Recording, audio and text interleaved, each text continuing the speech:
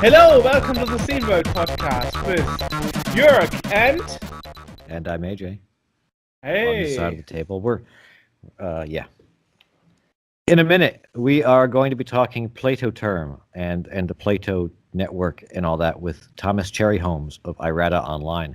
This is a really interesting podcast because he takes us through the whole thing. He shows us like visually. And if you're listening to this and not watching it on YouTube, stop doing that. Go over to YouTube now and watch it. Unless you're driving, then do it when you get home or something.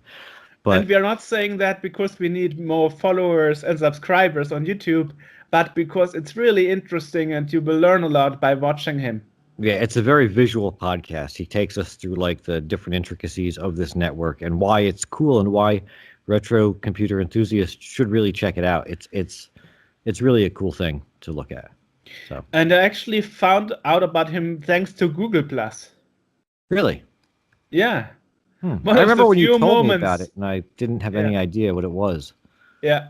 So one of the few moments where Google+ was really helpful for something. When it still existed.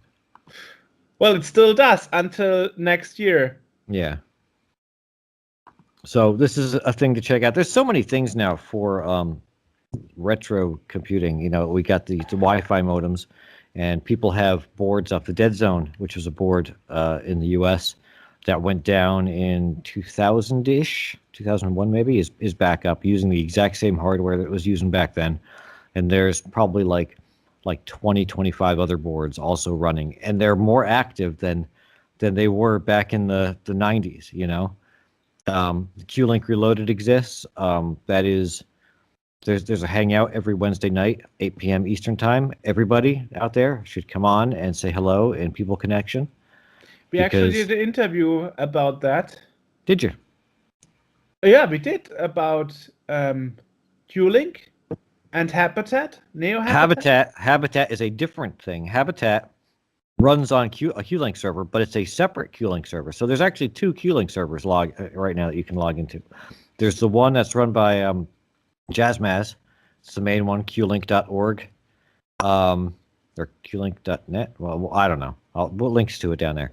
And then there's the other one, which is Habitat, which is run by, Made. And that one, the Q-Link section of it is really kind of barren. Nothing is really done in that because it's mainly just a framework for Habitat to run. So that's another one that is out there.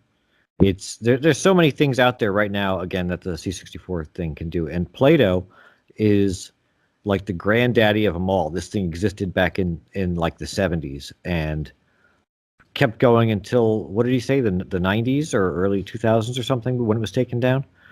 And right now, I don't know.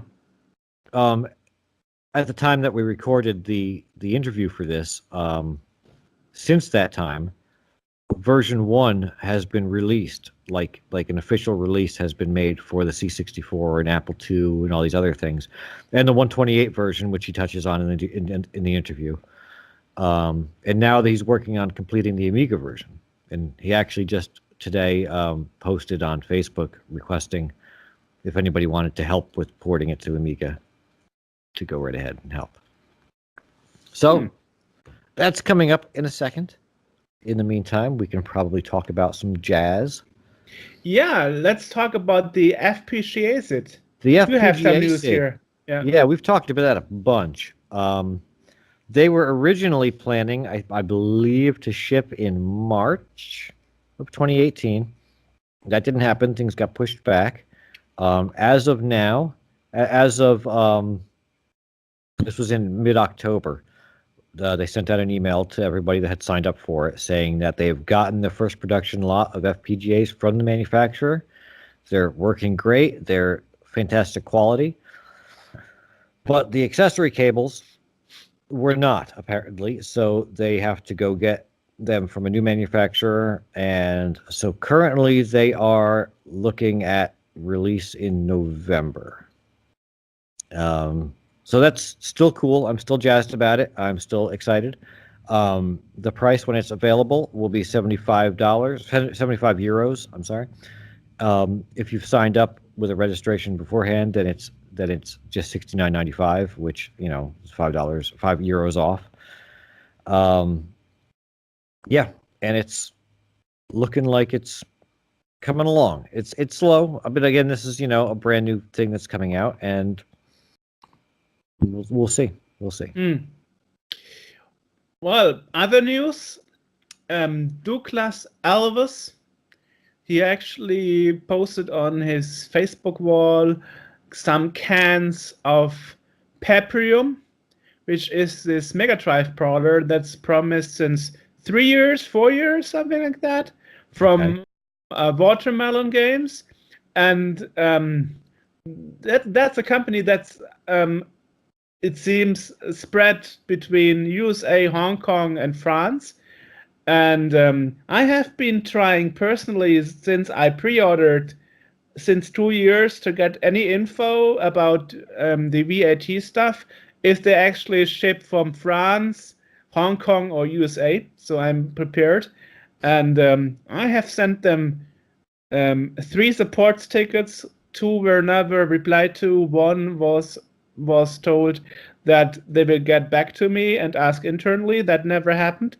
Then I did a call in Paris, and I got a woman on the phone, and I was told I will receive a call back soon. That never happened. Then they wrote on the Facebook wall that the release will actually happen at the end of September. Now we are 1 month after end of September and still not there. So people were very skeptic when this thing is coming out, and I'm really surprised about this kind of not communicating to the people who have ordered. I don't know what's going on, but I was told by Douglas that he's trying to help us and get some info to us. Because quite some people from the staff actually pre-ordered the game, and also our Martin Amann never got a reply from them. So it's a bit in the question. I really hope that everything is turning out well and the game will be released soon, as the cans with soda promise. Yeah, at least a photo with cans of soda is a nice idea, but I want to have the game. And we have to think back that they wanted to have this monster sound thing, that's like sounding all digital and stuff, and they actually fell through with the manufacturer and the people developing that, so they had to reorganize all the sound hardware. So I'm really, really looking forward to see what they come out with. Yeah, so that's really a very chaotic story, and I hope it will end well. Yeah, sounds it. Yeah. So I wasn't sure at the beginning if I should mention this in the podcast, but since the reaction on the post were so mixed, I figured I'm not the only one, and Martin is not the only one, having strange experiences. And I don't know why that is, if they are just too overloaded with the pre-orders or with the emails they get, or I have no idea. But I wish them well, and hopefully maybe somebody is listening to that. And if you do, you can write to us at podcast@sceneworld.org. And if you write to podcast@sceneworld.org, AJ and I will read that. And then maybe we can get some info from that, because I'm not really a fan of rumors, and AJ neither. We would like to know what's going on. That is also the reason why we invited people like the Italian Commodore guys, because we want to get behind things. Right. And if you are interested in being interviewed, maybe once the Brawler of Peprium is out, let us know and let's talk about that. Right. Yeah, absolutely. Yeah. So podcast@sceneworld.org. I really would like to talk to you guys. Yeah. And let's stick with cartridge releases and games. There was this Unholy Night game that was released last year. We mentioned it also in this interview later. And there was the Super NT from Analog that was released around about the same time. And I sent them a bug report because the game actually would have disappeared sprites, so you couldn't play the game anymore, and a few minutes later it would crash. And I actually figured by doing a firmware update that half a year later they actually found the problem and fixed it.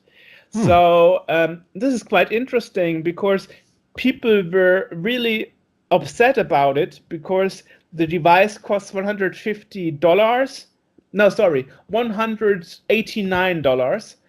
And they actually have an exclusive Turrican Director's Cut release in it, and that's the whole reason for most people to buy the device, because they want to have the game experience, because back in the day memory wasn't big enough in Super NES cartridges that you could release the game, that they had to strap it down to actually make it fit in the cartridge limitation they had. So I have to say, kudos to them to release a fix for Unholy Night, because most people that do re-releases of cartridges, even if they are FPGA based, the statement is always like, we will only support already released games during the golden times, no homebrew, no new released games, nothing. And we have to take into account that this Unholy Night beat 'em up game was the first officially commercially released for the Super Nintendo after 18 years of nothing. So my reaction was, my expectation was that Analog would send me a quick reply saying, we are not working on that. But instead they wrote to me, we are working right now on finding the reason and a solution. It took them half a year, but they didn't give up on it. So it feels like for $189 you get premium game support. And I don't know if that, of course, if of course that gives the value of the high price. If you can say, okay, at least they have a good support. But I have to say, I would rather pay a bit more and know that my problem is fixed at some point in the future than devices that are cheaper, but you will know that your new game will never work on it. So I don't know what your opinion is on that, but I found it very interesting that they were so supportive of this new SNES game.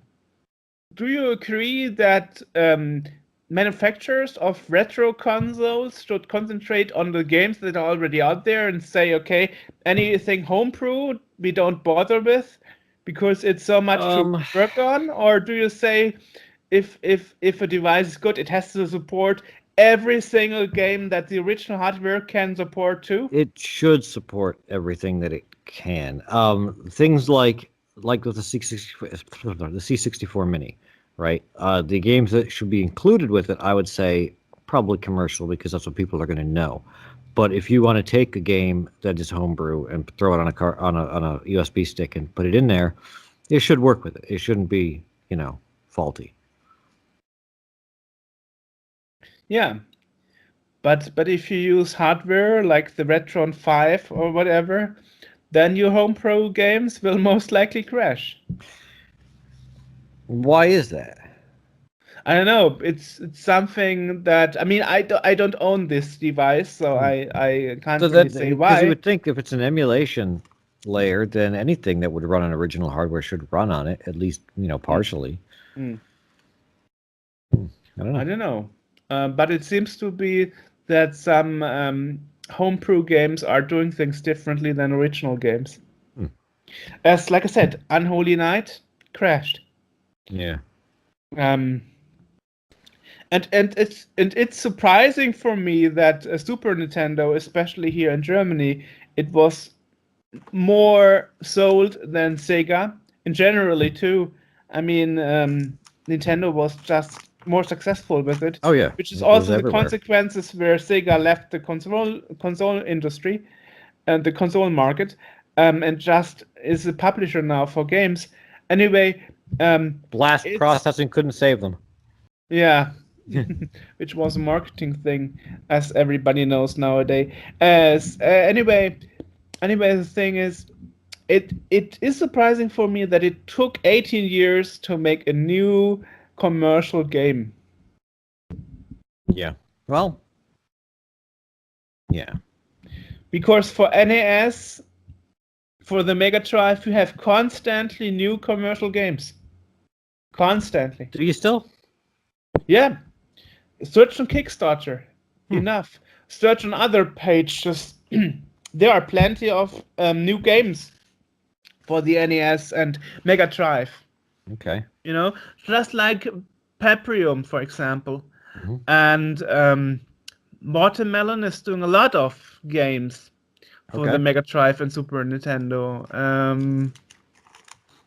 But but this Unholy Knight is special because it was distributed by Amazon, and Amazon was totally not prepared for the amount of orders they got for the game. Hmm. I had to wait weeks till it was even shipped. Right. Yeah. So anyway, yeah, other news. I've got I don't one know. here from okay, so we've talked in the past to Dave Lowe. Sure.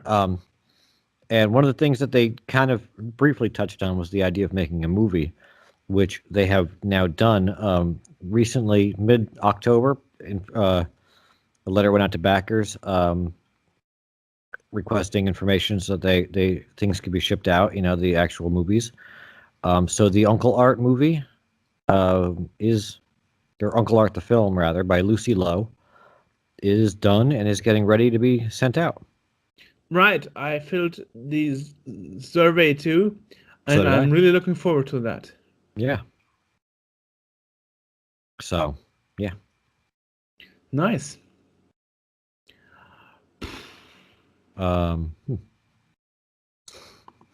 Got Well, anything else? so we got more news than I thought we had. You know what's amazing is the fact that even now in 2018, we do this podcast maybe once or twice a month, depending on on things, and yet we still have stuff to talk about every single time we do it.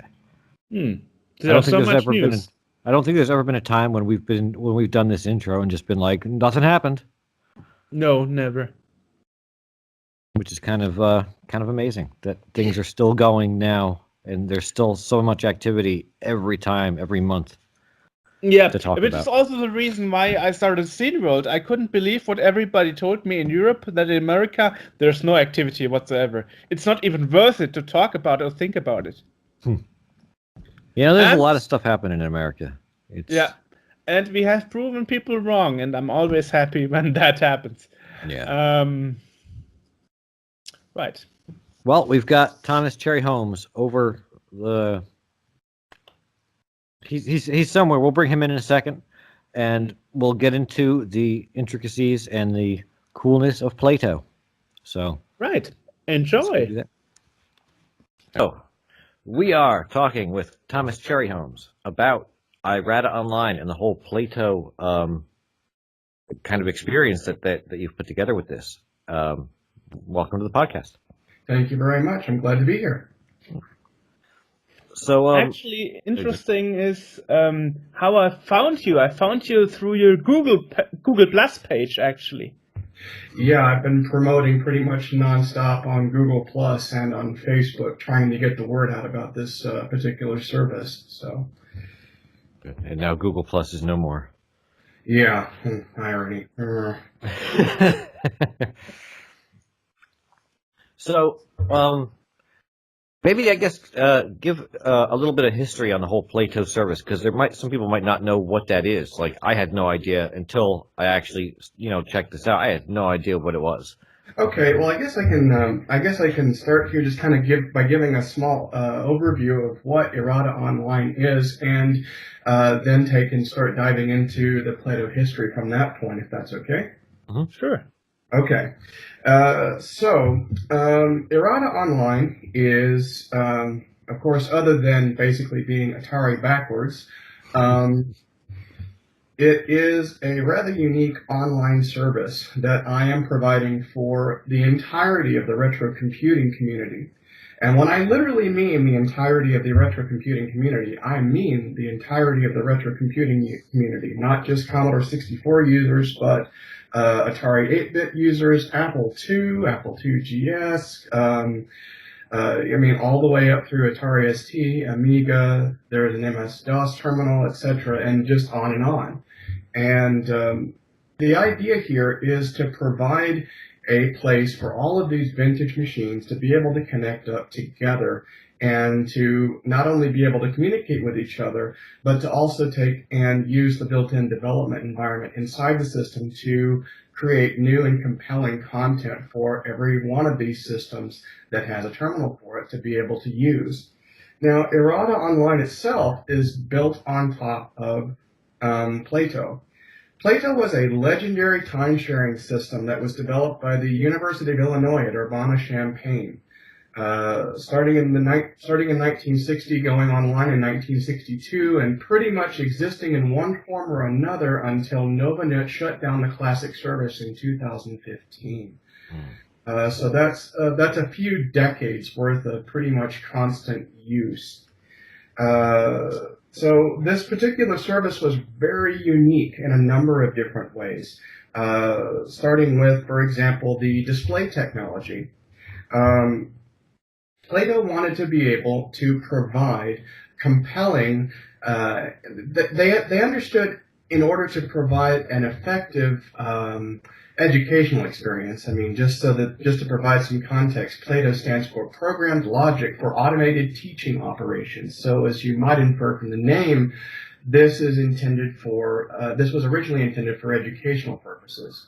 And in order to facilitate that, they understood, even from that point in the early 1960s, that they would need to be able to provide something a lot better than your typical teletype that was being used at the time.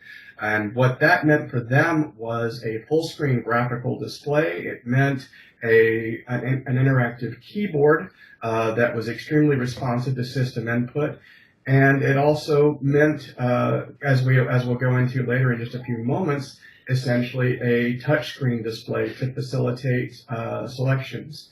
Yes, they were thinking about touchscreens in the mid-1960s. So, in order to do this, they had a problem that they had to solve. Memory at the time cost $2 a bit. Think about that for a moment. $2 a bit. And you're wanting to take and provide a graphical display. That means you're either going to have to provide a calligraphic display or you're going to have enough memory for a bitmap. Well, they understood the power of having a bitmap display because they understood that not everything could be able to be drawn using calligraphic or vector displays. So what would a normal engineer do? Well, they say, well, we can't do it. Well, these guys were not normal engineers. They set about creating an entirely new display technology to support what they wanted to be able to do. And what ultimately came from that was the gas plasma panel. If that sounds familiar, that's literally because gas plasma panels, up until very recently, were very common in television displays. And yes, it's exactly the same technology. It was literally designed to facilitate the display needs of the Plato project. And the reason that the gas plasma display worked was because gas plasma displays have their own inherent memory. You set a pixel on a gas plasma display, you don't have to refresh it. It stays on until you turn it off. So in one swoop, they solved their graphic display problem and the memory problem all at once. These displays also had touch screens, so you could take and point to objects on the screen and use them for selections. And that's just from the hardware side of it. From the software side, there were a number of incredible innovations. One of the very first threaded discussion systems that was ever implemented for a time-sharing system, Notes, came about on Plato. And if the name Notes sounds familiar, that's because the creator of Lotus Notes, the software director for Lotus Notes, Ray Ozzie, was a systems programmer on Plato. Early multiplayer games, lots of early multiplayer game ideas made their debut on Plato. If you're familiar with the classic Apple II game Wizardry, for example, Wizardry actually took its cues from a game on Plato called Avatar, which also was a first-person dungeon crawler. And there are a few other dungeon crawlers of the same type on Plato as well. They're available on Errata, and they're available on other Plato systems that are running as well. Another fantastic example is Airfight. If you played Microsoft Flight Simulator or Flight Simulator 2 from Sublogic, you'll find that Bruce Artwick took a lot of his cues from the Airfight program that was on Plato, which was literally it's a 3D first-person flight simulator running on the system. This is in the mid-1970s. It's interesting that you mentioned Wizardry, because actually in December I have an appointment to have an interview with Brenda Romero, who actually invented Wizardry, who designed Wizardry. So yes. This is interesting information that I have to keep in mind for December. Yes, she will have a lot to say about Plato, because Wizardry lifted the entire idea for how it functions from Avatar on Plato. Nice. Thank you. So now I know a question to ask her. She will be very. We actually often have that cross references in interviews. This is another one. And you also mentioned Bruce Artwick. Unfortunately, I tried many times to talk to him, but he denies any invite for interviews. He doesn't want to talk to anybody. No, he's very hard to get a hold of, because he's given this interview over and over. Right. For over many decades at this point, so that's completely understandable. And there are many other games that are available on the system as well. And to tie back into the rest of the system here, virtually everything on the system is written in a language called Tutor. And you can think of Tutor as sort of something that looks like a cross between BASIC and Python and Fortran, that sort of thing. And any user on Errata can get an author account and actually take and create new content, new programs for others to use on the systems, new games, new ideas, whatever. And at least from my perspective here, for what I do, my job is to basically take and help facilitate these ideas that people have, and try to take and make them come to life on Errata, so to speak. So, you, in addition to the multiplayer games, you have all the notes files for collaboration. You've got multi-user chat functionality, and you also have a lot of other crazy ideas and features that wouldn't make it into mainstream communication for quite some time. For example, a simple one, Term Talk, which is basically a direct analog to something like AOL Instant Messenger, showed up on Plato in the mid-1970s, as well as a feature inside of Term Talk, basically that allows you to share your screen with another user, so that you can take and go back and forth and collaborate, either for tutorial purposes or to help work on a particular project together. And not only that, but the screen sharing functionality can also actually be extended using conferencing to as many as 300 simultaneous users viewing the same presentation, with the ability to take and pass the baton back and forth between the different users. So Wow, 300 you said. yeah, Skype yeah, only allows 128 in a yes. video call at once. Yeah, and this is all happening at like 1200 baud too. This isn't This is even, all happening. Yes, this is all happening. The Plato service was designed to run.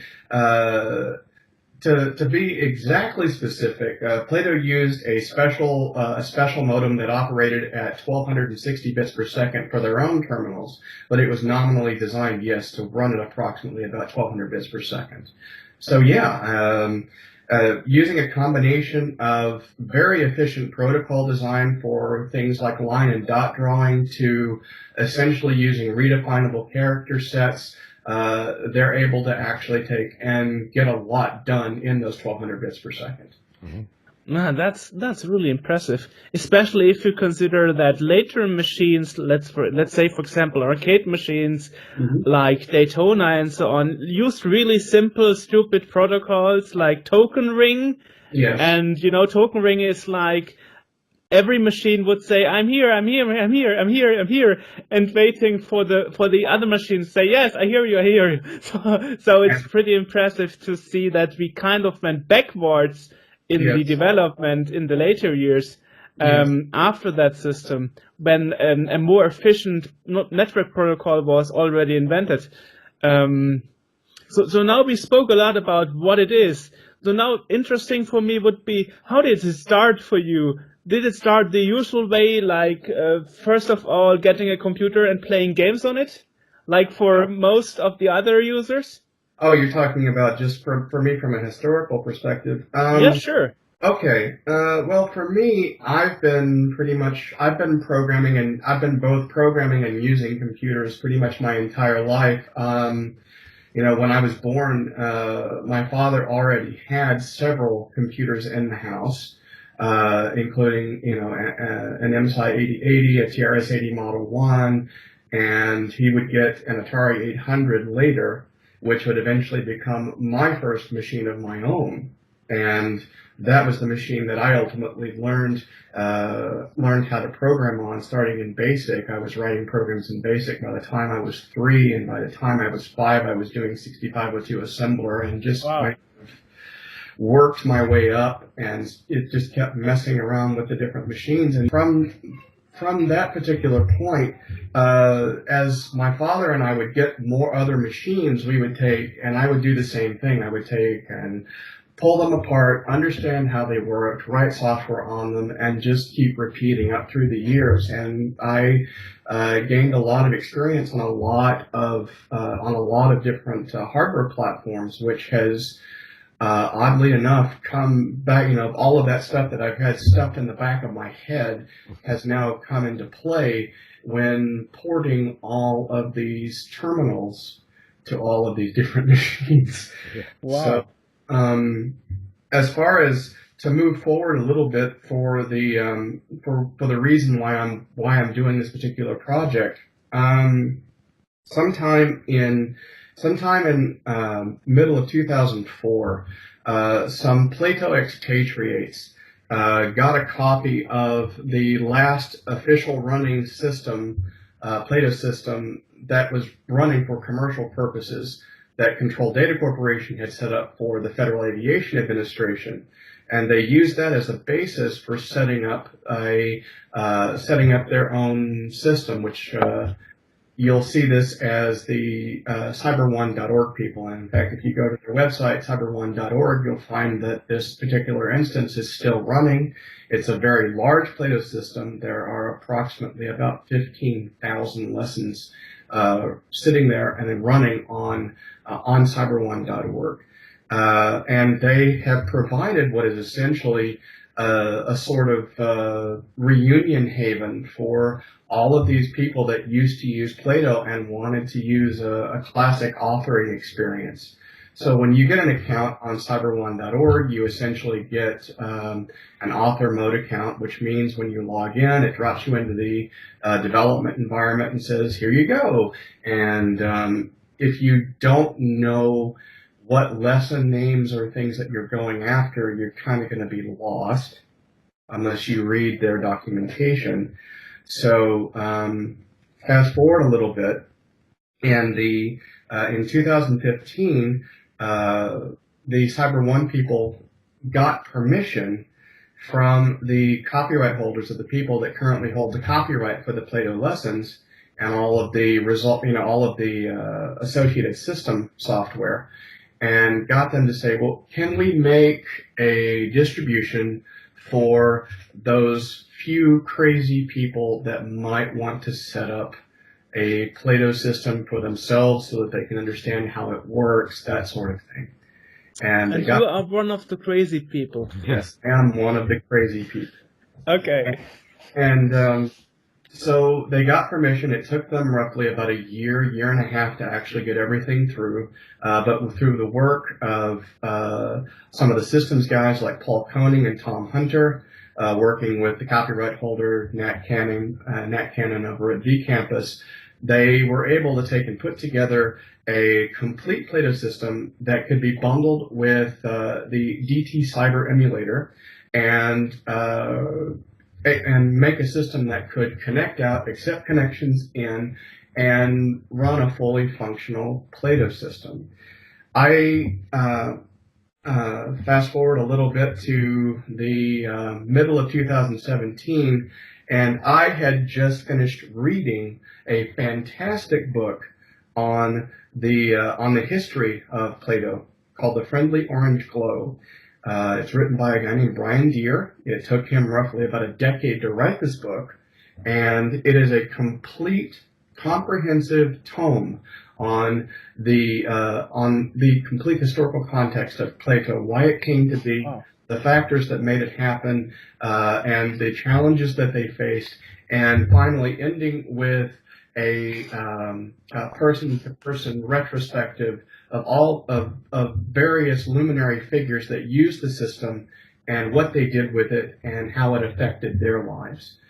And upon reading this, while I was a Plato user back in the day, I actually was one of a handful of people relatively that actually had a subscription to the HomeLink service that Control Data provided, which was very similar to say you got a CompuServe or the Source account. Very similar to in that respect. You would get an account from them, and you would have to have a terminal program to be able to access the service. In my case, it was the Atari Plato cartridge that Atari had developed for the Atari 800 computer. And you would pay an hourly charge, $6 an hour, plus you would pay charges for various different things that you used and, other charges attached to it, which was one of the reasons why it wasn't very popular. $6 an hour. Good yes. Oh, no, that was kind of the norm back then, especially online services from the mid 80s all the way up through the mid 90s were very much hourly. You paid hourly for these things. Well, I know QLink and America Online afterwards was like 8 cents a minute, and I don't know what that comes out to per hour. That would be 8 cents. 8 times 60 would be about $5. About $5. So I mean, it's not so much different. And the main reason for that was literally because these were running on large time-shared systems, and you were paying for the resources that you used while you were on the system. Right. And you had to keep the bean counters happy. And I'll take a small aside here and kind of give a little bit about the hardware the virtual hardware that this thing is running on. Errata is running on standard PC hardware, and it's running an emulator. But the machine that this thing is emulating is to most people's ears today would sound utterly bizarre. And I won't mince, and I'm not being hyperbolic when I literally say that I am emulating a late 1970s supercomputer. It's if you're familiar with the work of Seymour Cray and the Cray supercomputers that he built, before he founded Cray Research, he was the principal scientist for Control Data, the principal computer designer for Control Data, and he developed a series of machines for them that were extremely high performance. And the last one that he developed for them before he left, the last machine that shipped that he developed for them before he left, was a machine called the Control Data 7600. And the machine that I'm running right now is actually a descendant of the Control Data 7600 called the Cyber 170-865. This is a machine that has 60 bits. That's 60-bit wide RAM and registers. It has up to 2 central processors and 24 peripheral processors, which handle all of the I/O inside the system. And the various programs and whatnot run as a combination of on a combination of these processors, distributing their load across both the central processors and the I/O processors. It has approximately 1 megaword of memory, which if you take and multiply that out back down into bytes, that's approximately 60, that's approximately almost 8 megabytes worth of RAM that's used for central RAM storage. And the machines can actually be clustered together. You can have up to 2 of them connected together horizontally to take and distribute processing power across, and you can add up to 2 processors in each, so it can scale out a little bit.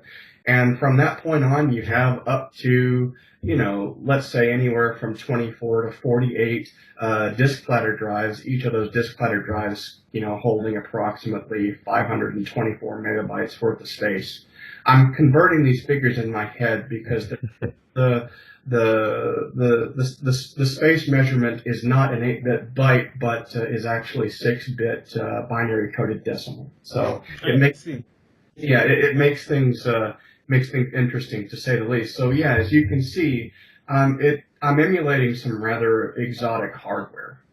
Yeah, it's rather interesting, and the irony about all of this is that with the order of magnitude in which computing power has increased over the last few decades, I am running this emulated supercomputer on the tiniest corner of a server here in my lab. Right. It's running on a single core in my lab. Mm-hmm. So should we have a look at it? I guess you can screen share, and Yes. I guess you would show it from the emulator. So I guess we can start here. Let's start from the point of view of the website. Sure. Yeah. Let me pull. I've got monitors everywhere. I've got to pull stuff over. Hold on. All right. No problem. I have 3 monitors myself, so I know how it is. Okay. So if we go over to Errata Online, we will see here a nice little splash here, a community for retro computing enthusiasts, along with a nice big pink sign up button, which we'll get back to in just a moment. If we see here, we see some of the latest news here. You'll actually see right here that an Errata user has managed to get the ZX Spectrum version of the terminal running on his ZX Spectrum Plus 2 here, and you can see it running right there.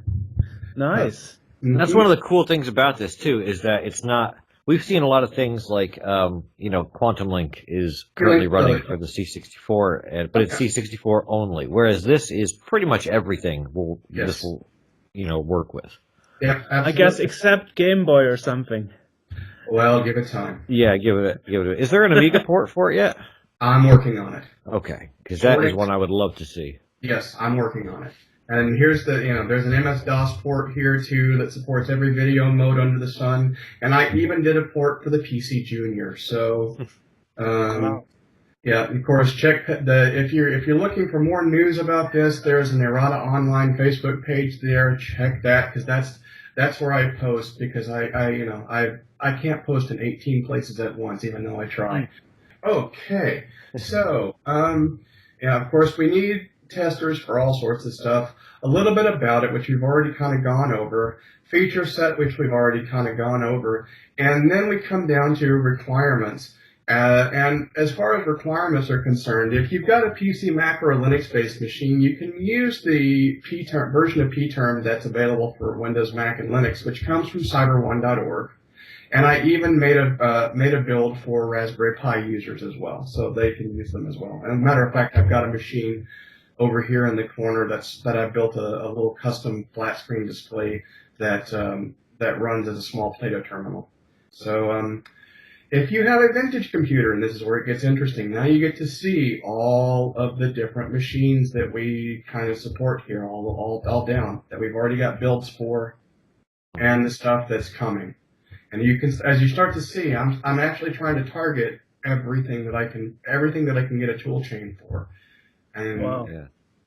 Spectre Video SBI 318. When was the last time you heard about that guy? I don't think I've ever heard of that guy. It's are you familiar with MSX?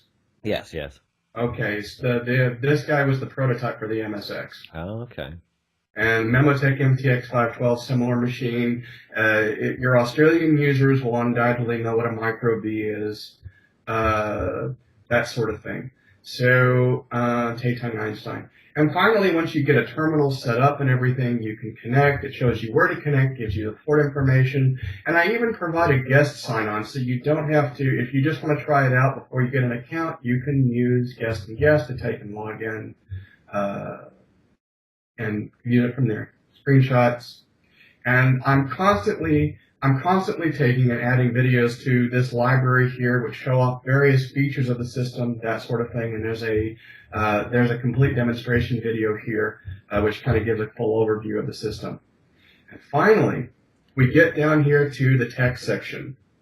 And the text section has a lot of interesting stuff inside of here, including a complete protocol description from top to bottom of the protocol that's used on this service. Everything that you need if you were going to take and write a terminal from scratch.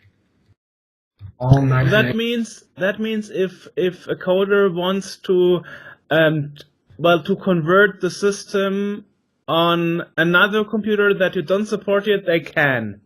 They can, and in fact, thanks to the fact that I've written Plato term, they can attack that from several different directions.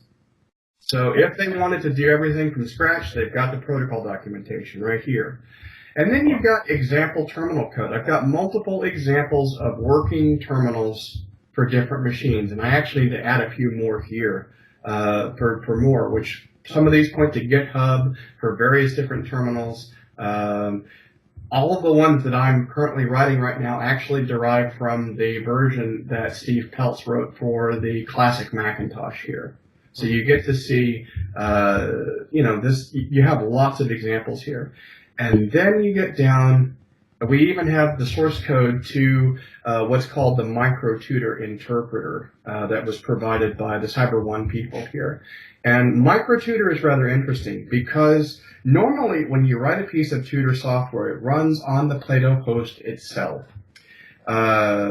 They also created a method to do local code execution by running a MicroTutor interpreter on your local machine and streaming code and data back and forth between the local machine and the host. So that opens up a whole bunch of other possibilities that could possibly happen in the future, such as arcade-style games and whatnot that use Plato as their communication layer, that sort of thing. So all that's there. And then, of course, if you're wanting to take and write software, I take and provide the two main books that teach the tutor language from top to bottom, in addition to all the tutorials and bits and pieces that are there. So, from that, we come back up here, say, okay, this is awesome. I've tried the guest account here. Let's sign up. This is all you have to do to sign up. Provide your full name, email, the sign-on that you want, and the group that you want to be in. Now, the group name is merely just is just a grouping of users. It doesn't block or change things in the system in any sort of blocking way here. So you basically just pick a group, and you're now part of that group. And no, before anybody asks, I only allow one user in one group. So if you have multiple machines that you love, you're going to have to pick a favorite, son. Sorry. Okay, great. So, you sign up, pick a name, pick a group, and if you want to be able to do your own coding on top of the system here, you can take and get an author sign on. Great. Once And I will attest to the speed at which this is done, because I signed up for an account a couple of months ago, and I think I was verified within like 24 hours. I mean, it's like that. Yeah, I try to get these provisioned as well as I can, and hopefully, if we get more people that are interested in being system staff, we can take and get that done even faster. Nice. So that's the other thing too. I have an open door policy. If anybody wants to help on any part of this system, just hit me up and say, hey. Do you have any helpers right now, or are you doing this all on your own? I'm doing all of this on my own. Almost all of it on my own. That is what I assumed. Yeah. So yeah, it gets interesting. Yeah, but I'm having to really be smart about how I manage my time. So I bet. So let's say, for example, we'll start off here and go into.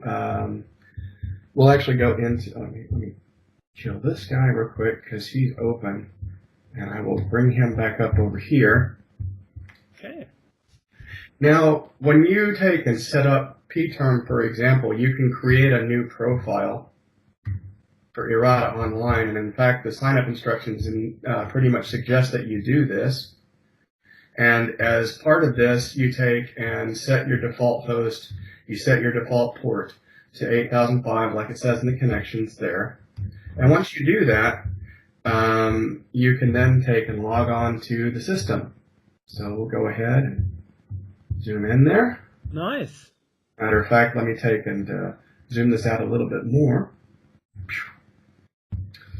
And we will log in. So you'll go ahead and either use guest or log in with the account that you were provisioned with, remembering, of course, to type in your name and group when it asks you. And you type in your password. Now, you'll notice that as I typed in my password here, it put out a random number of X's. I did notice that, and that messed me up the first time I did it, because I thought it was picking up the keys too many times. Yeah, no, this is a security feature, because you have to remember that this was being used in public places and people could potentially be looking over the shoulder, so they wanted to try and protect from that as much as they could. Well, anyway, if you configure like wireless LAN passwords in your router, they are using the same system nowadays. So yes, exactly, and these guys were doing it in the mid-1970s again. Reinventing the wheel. Reinventing the wheel all the time. Now, one of the things that you'll notice here, because I logged in with my account here, it put me back in the last menu that I was in when I logged off. In this case, it put me in the notes menu here. So we'll take and actually use the navigation over here that we kind of see for different keys to take and go back. Now, when you're first starting out, it's a good idea to go into the help menu and open up pterm keyboard, or if you're using a copy of Plato term, to look at the documentation that I provide, which shows you the keys to map out. Yeah, that is a huge thing, because there is a bit of a learning curve, which I discovered, because since these were, machines back in the 70s and 80s, there wasn't really a standardized keyboard thing. So you had things like a next key and a data key and all this stuff, and so I log into it for the first time, and it's like, hit the data key, and it's like, what the hell's the data key? Well, and that's and for people that are using the system now, what Cyber One actually established as a standard was to use mnemonic key association. So the data key is Control D, the back key is Control B, etc. So those become easy enough to remember once you've used them a couple of times. Yeah. And what's a fur key? Huh? What's a fun key or something? Well, function keys. Now, if you look, The function keys. Okay. yeah, not very fun, but a function key. Yeah, I didn't make the connection there. Sorry, I didn't make the connection there. So these keys right here in the middle were actually the keys that were used in the original IBM PC version of the terminal. So when That's why. when I say PC in this case, I mean IBM 5150 PC. So yeah, they use the left-hand function keys for all of their various keys here. So if we go ahead now, you'll see that Shift Back takes us back to the main menu. So I'll take and hit Shift Control B, and we come back to the main menu here. And you'll see that we have here just from the first few screens that have come up, you can see that we've gone way beyond VT100 and ANSI here. Oh yeah. This is a graphical display that is sent over as a series of line and dot drawing and character set commands, which produces this screen here, which for the main menus on Errata is kind of divided up into a few consistent sections. Name of the menu, a little status bar up over here that you can see that gets updated consistently. The menu options over here on the left-hand side, a little area to show the keys, the navigation keys that you can press. And you'll actually see as you go through the system will try to go out of its way to tell you which keys you can press to navigate throughout the system. Mm-hmm. Like catalog, games, and so on. Yeah. Yes. And now down here at the bottom, we kind of have a global menu bar that I put down here to for functions that you can use across all of the that you can use across the menu system here. Now it's worth noting that I actually took this is yet another tutor program that I wrote to support this system. This is a special type of program called a router, which is used so that students and instructors can take and navigate through the system. And I built this particular router to make it easier to use than the standard authoring system to navigate through the system. Down here on the bottom, you'll see that we have a nice little logo here. And you might be thinking, why does it say Tandy here? Well, initially, the logos were going to be shown, depending on which group that you were in, it was going to show the logo for that group down here. But when I got done drawing all of these logos, I was so proud of what I had drawn, I wanted everybody to see them. That makes sense. That makes sense. And you can see right there, nice little Apple logo here. This was actually drawn using the built-in graphics package that's actually built into the system here that you can use navigating the touchscreen to take and draw points, that sort of thing. And you'll notice here that the Apple logo is actually rendered using correct colors. Yes. There's a reason for this. Control data in what could possibly be considered the greatest stroke of foresight or dumb luck, you choose, specified a color model that was 24 bits RGB. Impressive for that time. In the early 1980s, before there was a computer on planet Earth capable of displaying it. So, like I said, foresight, you decide. So, various different logos, and, So, you can, of course, press a letter to take and select each of the different items on the menu here, but you'll see that my mouse cursor here has changed to a finger to indicate that the touchscreen is active here, and you can use the touchscreen to go to different parts of the system. And I take and selected the catalogs, for example. Now you'll see here, this is the official Cybus catalog of published courseware.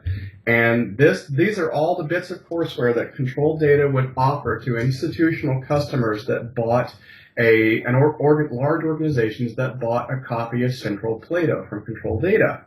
There are about 16,000 lessons buried inside this catalog for everything from high school biology to, and pardon my French, I shit you not, how to operate a nuclear reactor.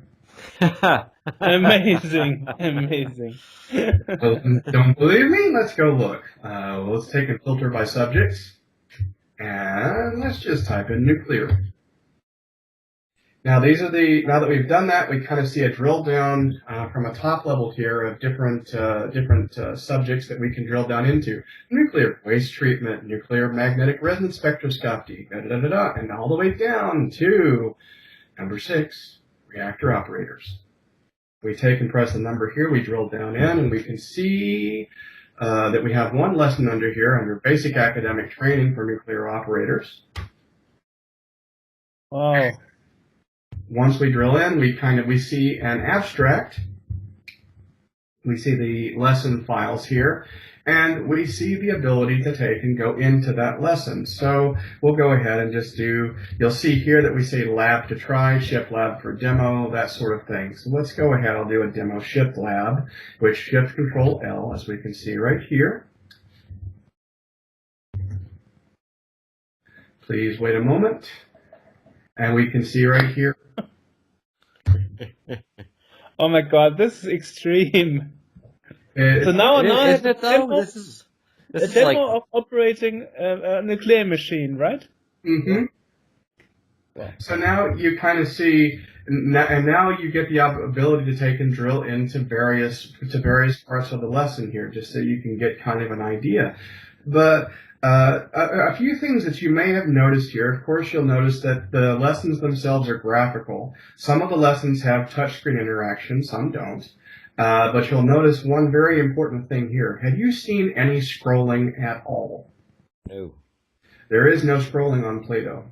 It's impossible with the terminal, so everything is formatted within the context of a single screen. Mm-hmm. And they formatted all of their lessons to be able to do this.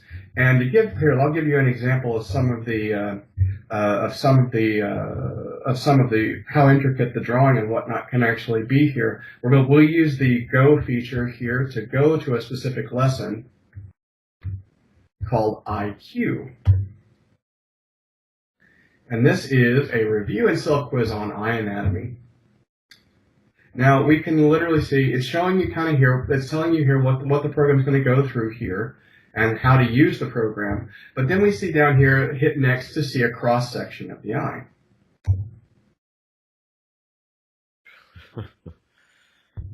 And we can see here lots of annotations, and you get the opportunity to take and look at each letter here. That's the, I hit E, that's the epithelium, that sort of thing. So you kind of get an idea of just how intricate the drawing can actually be. Now, at any given time, there's a keystroke that you should always use called Shift Stop if you want to get out. Mm-hmm. Shift Stop will stop whatever you're doing to get back out and give you the opportunity to either continue onto the menu system by pressing Data or to press Shift Stop again to punch out of the system entirely. Go ahead and come back. Now the interesting thing is you mentioned these devices use touch screens. Yes. And later on in the 80s, most devices actually used light pens. Yes. Instead. So and we all know this light pen technology totally failed. Yes. So well, because nobody wanted to. It's one thing to reach up and touch the screen. It's another to have to hold an implement all the time to take and touch pen. Believe me, I use light pen systems extensively, and that was my biggest problem. You kept getting wrist fatigue using the light pen. That was the problem. So, I mean, now that we've kind of seen that, let's go to something a bit more interesting and go into the game section. And the C64 version as well also has mouse support. So when there is touchscreen enabled stuff, you can just click around the screen. Yes. With the pointer. And actually, thank you for bringing up to that. Let's actually take and go over and just as an example here, since this is a sort of C64 focused podcast here, I guess I should bring up the C64 version, shouldn't I? So it's using a 1351 mouse support. Yes. Okay. Okay, yeah, that's the thing. It uses the standard mouse support that's built into CC65. That means out of the box you get support for 1351 mouse, 1350 or trackball devices, and joystick devices. Mm-hmm. You get support for an inkwell light pen. You get support for a koala pad. So, I mean... I have all that. So I could try it out. Yes. Yeah, well, I have a koala pet. I mean, it's not very sensitive, but it works. Good. So, yeah, you can try it out. I'm going to go ahead and cheat here and use the quick load here to bring this down here. In the correct NTSC aspect, I see, Yes. which is perfect. I get so frustrated seeing the kind of smushed PAL version for everything. Yes. I agree. It drives me nuts too. So now we've loaded the C64 version of the software here, and you'll see that it's loaded up the serial driver here, and you'll see that we have a mouse cursor here set up ready to go. And we're sitting inside of Plato term. Oops. Excuse me a second here. Driver. I think I've got a Swift link here.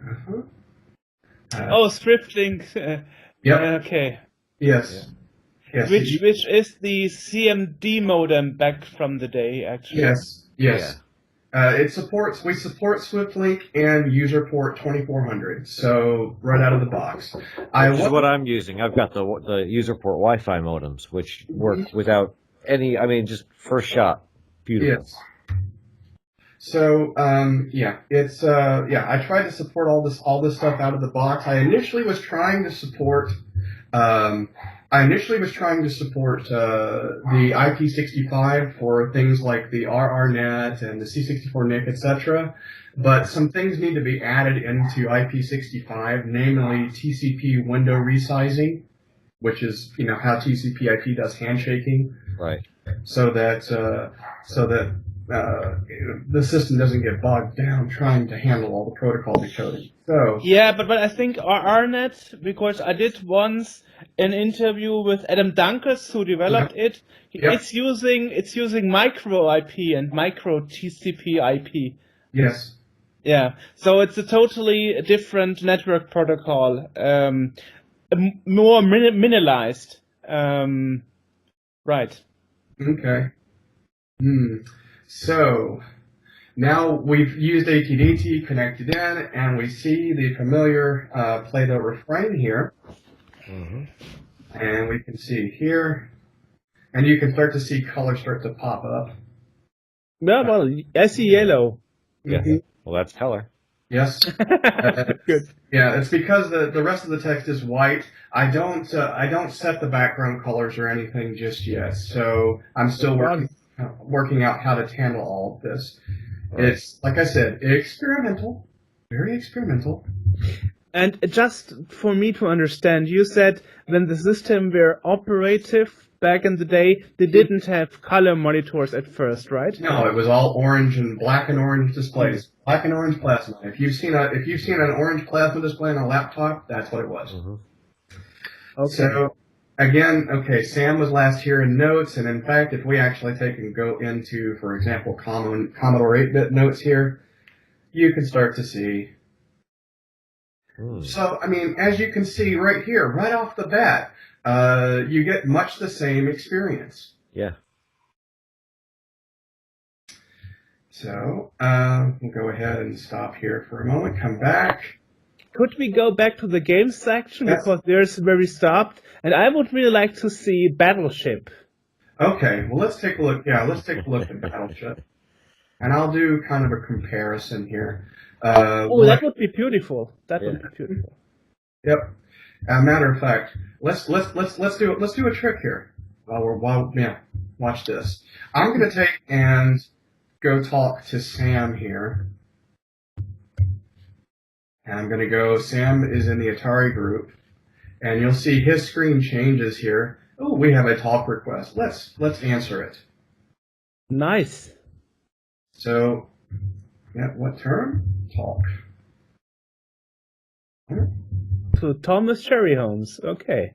So now that we've done this, we now see that we have a talk request happening here. Hello. Hey there. Check this out.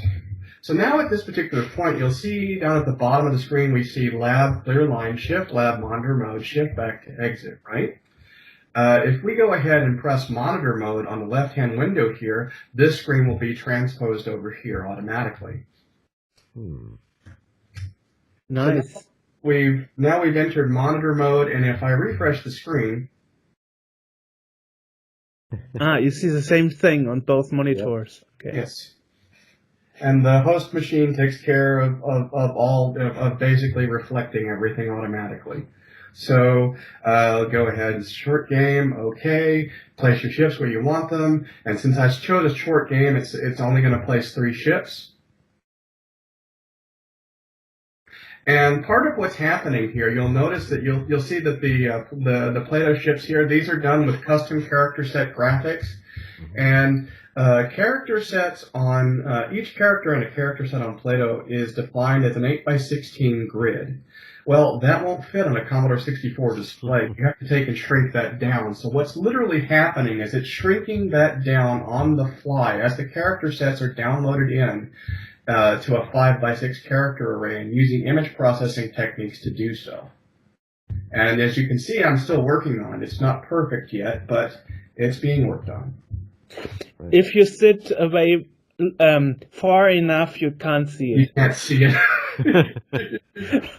So we go ahead. Okay, let's go ahead. We place our ships here. Okay, great.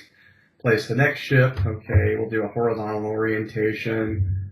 Can't do that. That'll go off the board. Let's try. Oh, come on. I'm trying to do this as fast as I can. Let's see. 2, 8. Yep, Battleship totally takes time. Yeah. I'm totally impressed that the ships are actually displayed graphically. Mm-hmm. I mean, the whole thing is displayed graphically, really. Yes, I mean, it's kind And of... not only are they displayed graphically, but anything that you place on the screen can be placed at a particular pixel. This includes text, which is one of the challenges of building a terminal for these 8-bit machines. You can't use most of the tricks that you would normally use. You're thinking, oh, it's a text display, so I can fit everything in a fixed grid and pre-shift everything and really speed things up. But you really can't do all of that here. You can do some pre-shifting, but you can't do all of it. Right. So, okay, we're ready. Next, go on. And then it gives a little message here saying, okay, every effort has been made to make sure that Plato doesn't cheat. I think that's cute, but you know. So now it actually takes and says, okay, yeah, sure. Do you want to go first? Okay, pick a spot to shoot. And ooh, look at that. I hit a ship. Okay, so now I have the opportunity to go another direction. Oops, so yeah. Now he shoots. Okay, 5-4, 4-4. Okay, etc. And so on and so on and so on. So there's Battleship. And So are that you able means, to play these? Oh, sorry. Yeah. Okay. Yeah, I wanted to say, so you were actually playing against the computer, though Yes. the games back in the day had like an artificial intelligence already? Yeah, well, you're playing against, it's, back then they would have called it artificial stupidity, but yes. Okay. It's worth, now, with that said, I will say that particular Battleship game actually had an educational purpose. If you actually read the instructions for Battleship and go into the instructions pane, this game of Battleship was actually used to teach a statistics class. Which, if you think about how Battleship actually works, and you think about probabilities of where ships are and whatnot, that makes perfect sense. And actually, the algorithms in the Battleship game actually try to take this into account. So it keeps track of where you've already shot, where ships might have been, and the computer actually does a pretty decent job of guessing where the next shot might need to go. So, So, AJ, you wanted to say something, you were interrupted, sorry. Yeah, no, I was just going to ask if, so this is playing against the computer. Is there, like, multiplayer Yes, with any of these? Yes, some of the games are multiplayer, some of them are play against the computer, and some of them you play yourself. So, And these are just the games that are on the menu. There are many more that are stuffed back in the back of the catalog that I will take and bring onto the menu. We'll go into Avatar, for example. And because we're sharing the screen here, we're just showing it as it looks from both sides of the machine here. But both of these players can actually play in the game together in a multiplayer fashion. So it's that's just part of the deal. You'll notice that this guy loaded the character set already, and this guy's still going. But once we're there, okay, great. We now have welcome to Avatar. Bam. And as you can see, first-person display here, and you'll see even on the C64, you'll see that the output is still quite responsive. Yeah. So one thing that I noticed is on the right side, it looks like a color crash yes. from the Spectrum as we Yes. know it. Yes, and I guess that will be improved over the time, or was Yes. it really Well, that way back some in of the that day? isn't really avoidable because of the way that the C64 handles color. Yes, exactly. That was actually my question. That's exactly right. Now, if somebody wants to take and go through the pain of firing off a raster interrupt on each individual scan line and use sprites to take and mask over the color clash, have at it. The code's out there. Okay. So guys, you're all invited to help. But I mean, you get the same kind of thing with like the 80 column ANSI mode of Nova term or strike term, because you're each C64 color cell is 8x8, but when you're doing 80 columns, it's really 4x8, and here it's I don't know how many columns this is, but it's not it's more than 64 columns. So yes. So you are going to have that kind of weird little color clash, but I mean, functionally, it's Yes. It's not a deal breaker as far as I'm concerned, as far as Yeah. being able to enjoy it. Yeah, I was just trying to see if I could take and bring some color in, and I'm going to take and try and improve it as I can over time. And the Spectrum guys saw it and absolutely flipped out, and I was surprised too, because the Spectrum version, I mean, has full color. And as a matter of fact, let's take and bring another guy into the mix here. We'll take and bring up a copy of Fuse, and let's see. Boom. And that's actually, you'll see Owen popped up a little bit here. He's actually testing on his real Spectrum. He's the guy you saw the picture of before. He's testing some changes I just made to fix some things that we found in the Interface 1 version that I posted up yesterday. So give me just a moment.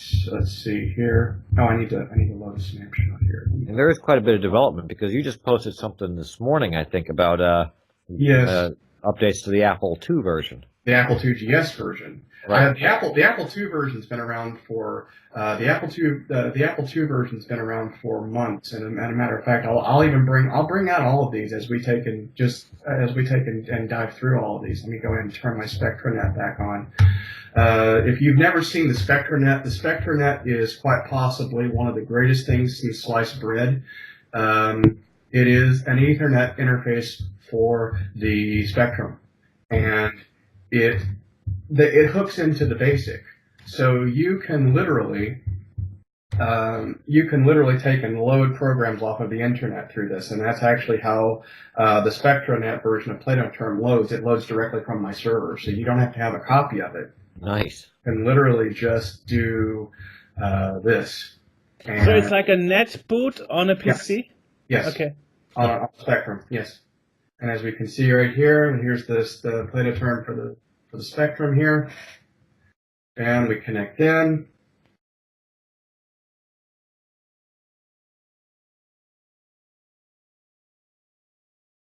Nice. I added infill for this one because it was there.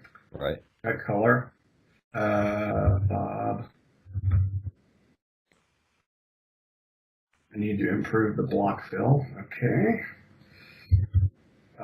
There's the color clash I was talking about. That is a Spectrum known for. Yes. Yes, and it's because of the same. It's because of the same reason. Hmm.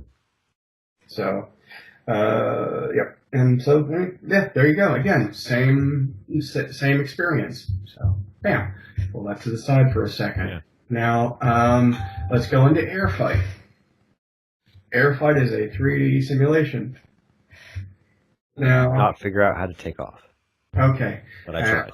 I'll So we go ahead. We picked a squadron. I went into the Circle Squadron here. We pick a fighter. I'm going to go ahead and pick the General Dynamics YF-16 here, and then we get kind of some stats here as far as how much empty weight, how much of that can be taken up by payload, which means the rest of it's fuel, that sort of thing. So you take that into account when you allocate how many missiles and how much fuel that you want. So I'm going to say 8,000 pounds of fuel. I'll say 10 missiles to start off with. You're now loaded with 11,000 pounds of stuff. And now we have an airstrip right here. We're on the airstrip ready to take off. Now, for the interest of speed, I'm actually going to take and turn off all of the radar instrumentation here except for my sticks and rudders. And we're going to go ahead and pull the flaps back. Hit F to pull the flaps back. Pull the stick back. Push 9 to push the throttle in. And you'll see. There we go and take off. Impressive. Yes. And you can see that, yeah, there is a bit of a speed difference here, but, you know, it's a 3D flight simulator. And not only is it a 3D flight simulator, it's a dogfighting simulator. So you can shoot each other. So your goal is to shoot each other down. So, yeah, anyway, go ahead and pull back. It's here. interesting that the Spectrum version is faster than the 64 version. Yeah. Well, no, we're not looking at the Spectrum version right here. We're looking at the. This is the 64 version. I'm so sorry. Okay, yeah. No, but the Okay. Spectrum version actually is pretty fast too. So the 2GS version is really fast, especially now that I've implemented the text drawing functions here. One thing that I still need to do for the C64 version is speed up the text output. Once the text outputs get sped up, it will be a lot faster too. And I also saw that you were calling for. Oh, yeah. Sorry. I said I also see that you were calling for testers for super CPU testers for it. Oh, it runs really well on the on the emulated Super CPU that I have here. It's really fast. Yeah. So, I mean, you can see right here that they've literally taken. I mean, this is a 3D flight simulator written in 1976. Do you support PAL machines too, or just NTSC? It doesn't matter from my perspective. It really because I have a super CPU. It does support. Yes, it does support it. So it really, I don't really make that distinction. So yeah. Okay. Well, so I have a super CPU, a real one. I just have to get around to dig into this network stuff. Because it isn't speed dependent, and it's not like there's nothing like you were saying. There's no real like raster cuts or anything like that. That would make it NTSC or PAL only. Yeah, exactly. And as one more demonstration here, you'll see that there's a game of Mahjong here, and I don't know if either of you have ever played Shanghai from Activision or are familiar with it. Yes, sure. Yep. It's one of my favorite games, actually. So you know the guy, you know the name of the guy who developed it. No, but I know the game. The guy who developed it was Brody Lockhart, and you see his name right here. This version came out first. He developed it first here on Plato, and he loved it. He loved it so much he wanted to take and bring it out for the microcomputer users. So that's why we got Shanghai. Again, another cross-reference. So you can see here, we'll go ahead and use the PC character set, which is not as detailed, but you can kind of see. We'll go ahead and use the mouse for the touch screen for selection here. Go ahead, regular game, and you can see.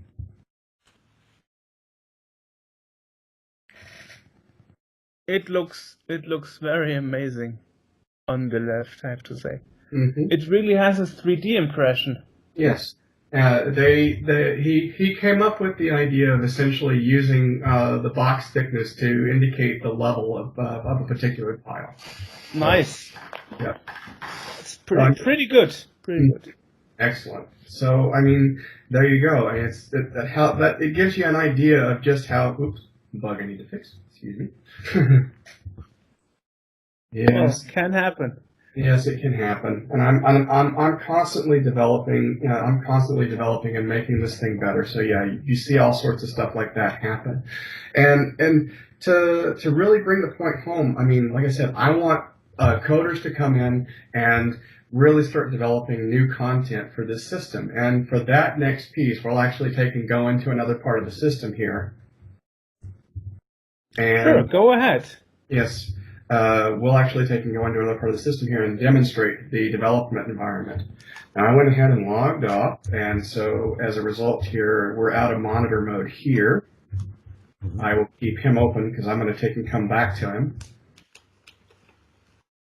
And we will log in. When you ask for an author account, you actually do get another user account, except this one's in the author group. So it has a permission system in the background. Yes, it does. Well, and in this case, you actually get put into a whole different environment here. You can see right here that you're actually inside of the editing environment right now. You either have to know the name of a lesson that you want to go to, or you type in help. Yeah, or you press the help key. Oh, okay. So you can see, shift data for a list of additional options, and it kind of gives you, yeah. So if we go ahead and if we know the name of a lesson, we can of course go to it. And there's a battleship. Pull out. Or if you know the name of a notes file, you can of course go to that as well. And so on. But if you're doing what you normally do in this system and you want to work on a particular chunk of code, you type in the name of the lesson, and you get the opportunity to either inspect the lesson, which means just look at it, read only. You can try the lesson, or you can enter the security code for that lesson and be taken into the development environment. Now, if you hit inspect, it won't ask you for the password, and you can look at it through the editor here. You just won't be able to edit it. Now, what we have here this is the development environment in a nutshell. Lessons are divided into parts. You can think of parts literally as disk sectors. And each part has a block of code inside of it. A block of code or a block of some type. There are other types of information as well, such as character set blocks or common blocks, which are where you store shared memory. Things like that. So let's go ahead and look, for example, in subs draw here. We'll go ahead. I use the plus key to go to the second page. Select subs draw here. And this is the development environment right here in a nutshell, right here. This is Tutor, and as you can see, it kind of looks like BASIC with some. It's a lot like BASIC. Yeah, with some sort of structure with some things thrown in. There are some special characters, like for example here, it's not an equals to set a variable, but there's an assign key, which is the escape key. I've mapped this usually to the escape key, so. Set this variable to this, set this variable to that sort of thing. And you can see right down here, you can see custom drawn character set graphics mixed in with the code. It does that just fine. It's like it doesn't care. Yeah. And that's actually how you do some graphics work here. You can see the solid Othello pieces, the black Othello pieces, all those bits and pieces.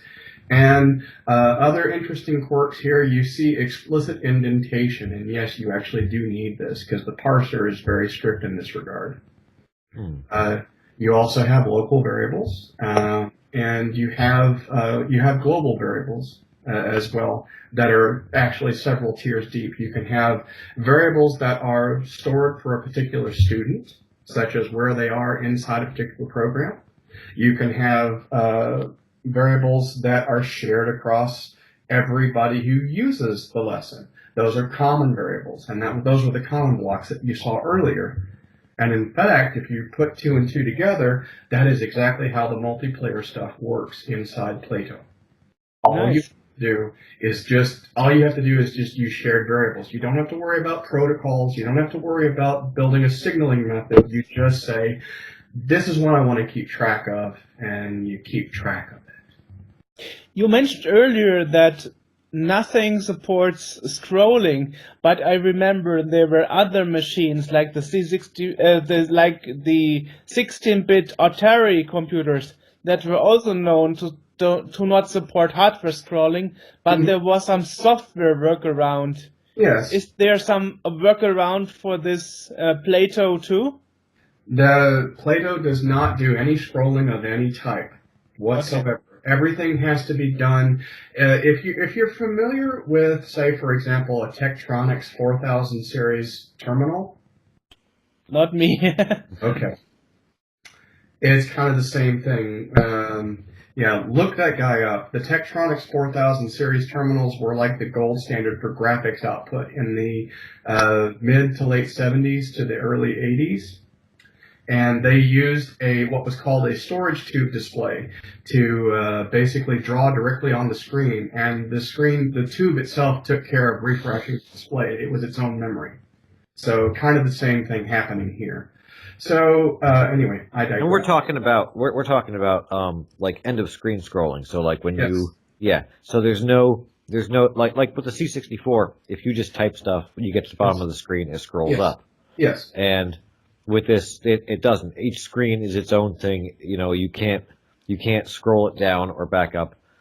And that's the kind of scrolling we're talking about. We're not talking about like smooth scrolling like the C64 has that built into hardware. Yes. Exactly. Thanks for summarizing my question. I wasn't sure what you were asking about. So it was exactly the thing, because the Atari 16-bit computers didn't have hardware scrolling. So like jump and run games like Giana Sisters, for example, the Atari 16-bit version doesn't have scrolling. But later in the 80s, they worked on techniques to work around the limitation of not having hardware scrolling by software tricks, Yes. Right. So, it's the same like giving C64 64 colors by using scan lines and mixing up 2 pixels of different colors. And people would think it's a new color because of the blur effect of the CRT screens. Yes. But I guess, as I said, it's not possible. I guess the system wasn't meant to be used for racing games or something. No, there was not really a necessity to have a fluent, smooth scrolling. I get that, yes. And I don't know if you noticed here, but actually when I was actually scrolling, quote unquote, through the code here, it was actually updating the entire screen. Yes, I've noted that. And there are other systems doing that. For example, the Vectrex is doing the same thing. Exactly. But it's so fast that, for example, pole position is incredible fast. Yes. Despite it's refreshing the whole screen every time. It's really fast. So some systems don't have hardware scrolling, but they're using some software tricks to make it look like it's hardware scrolling. Exactly. Exactly. So what we have here, I'll actually take and bring this up over here real quick here. Hey, check out this code I'm working on.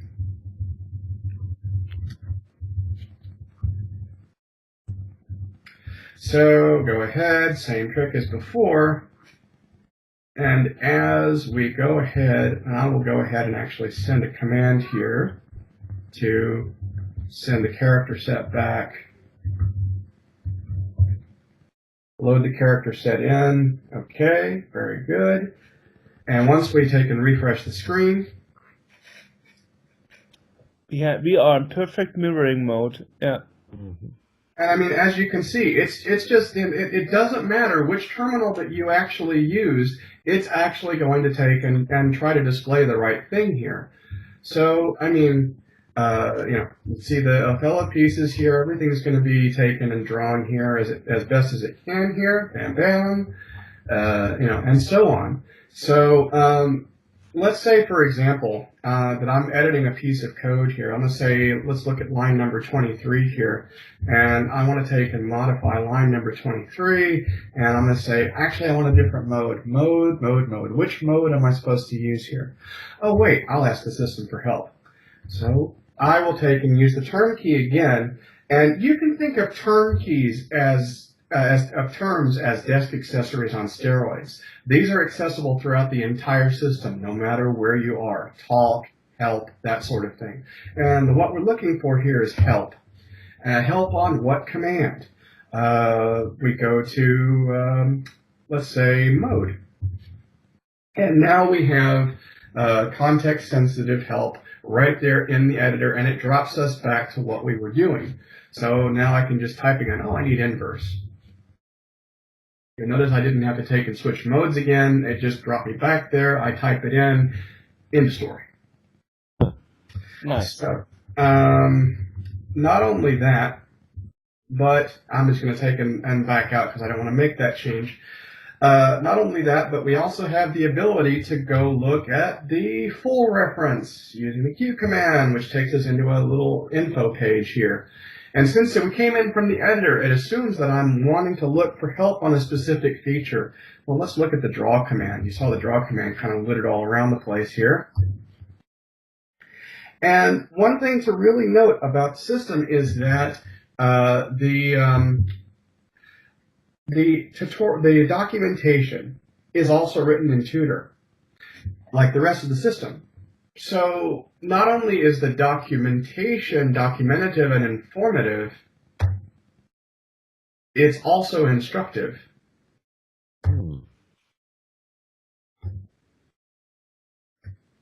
Again, the T in Plato stands for teaching, and they meant that quite literally. You know what I feel like this would be perfect for? What? There's a lot of, especially here in the U.S., there's a lot of push towards like homeschooling and that sort of, getting away from the traditional public school Yes. whole framework. And there's also been a lot of introducing children to these older systems because, a lot of kids, you get a cell phone, you don't really get an idea of how the machine works. With these older machines, a C64 or an Atari, you sit down, you turn it on, and you have to figure out what to do with it.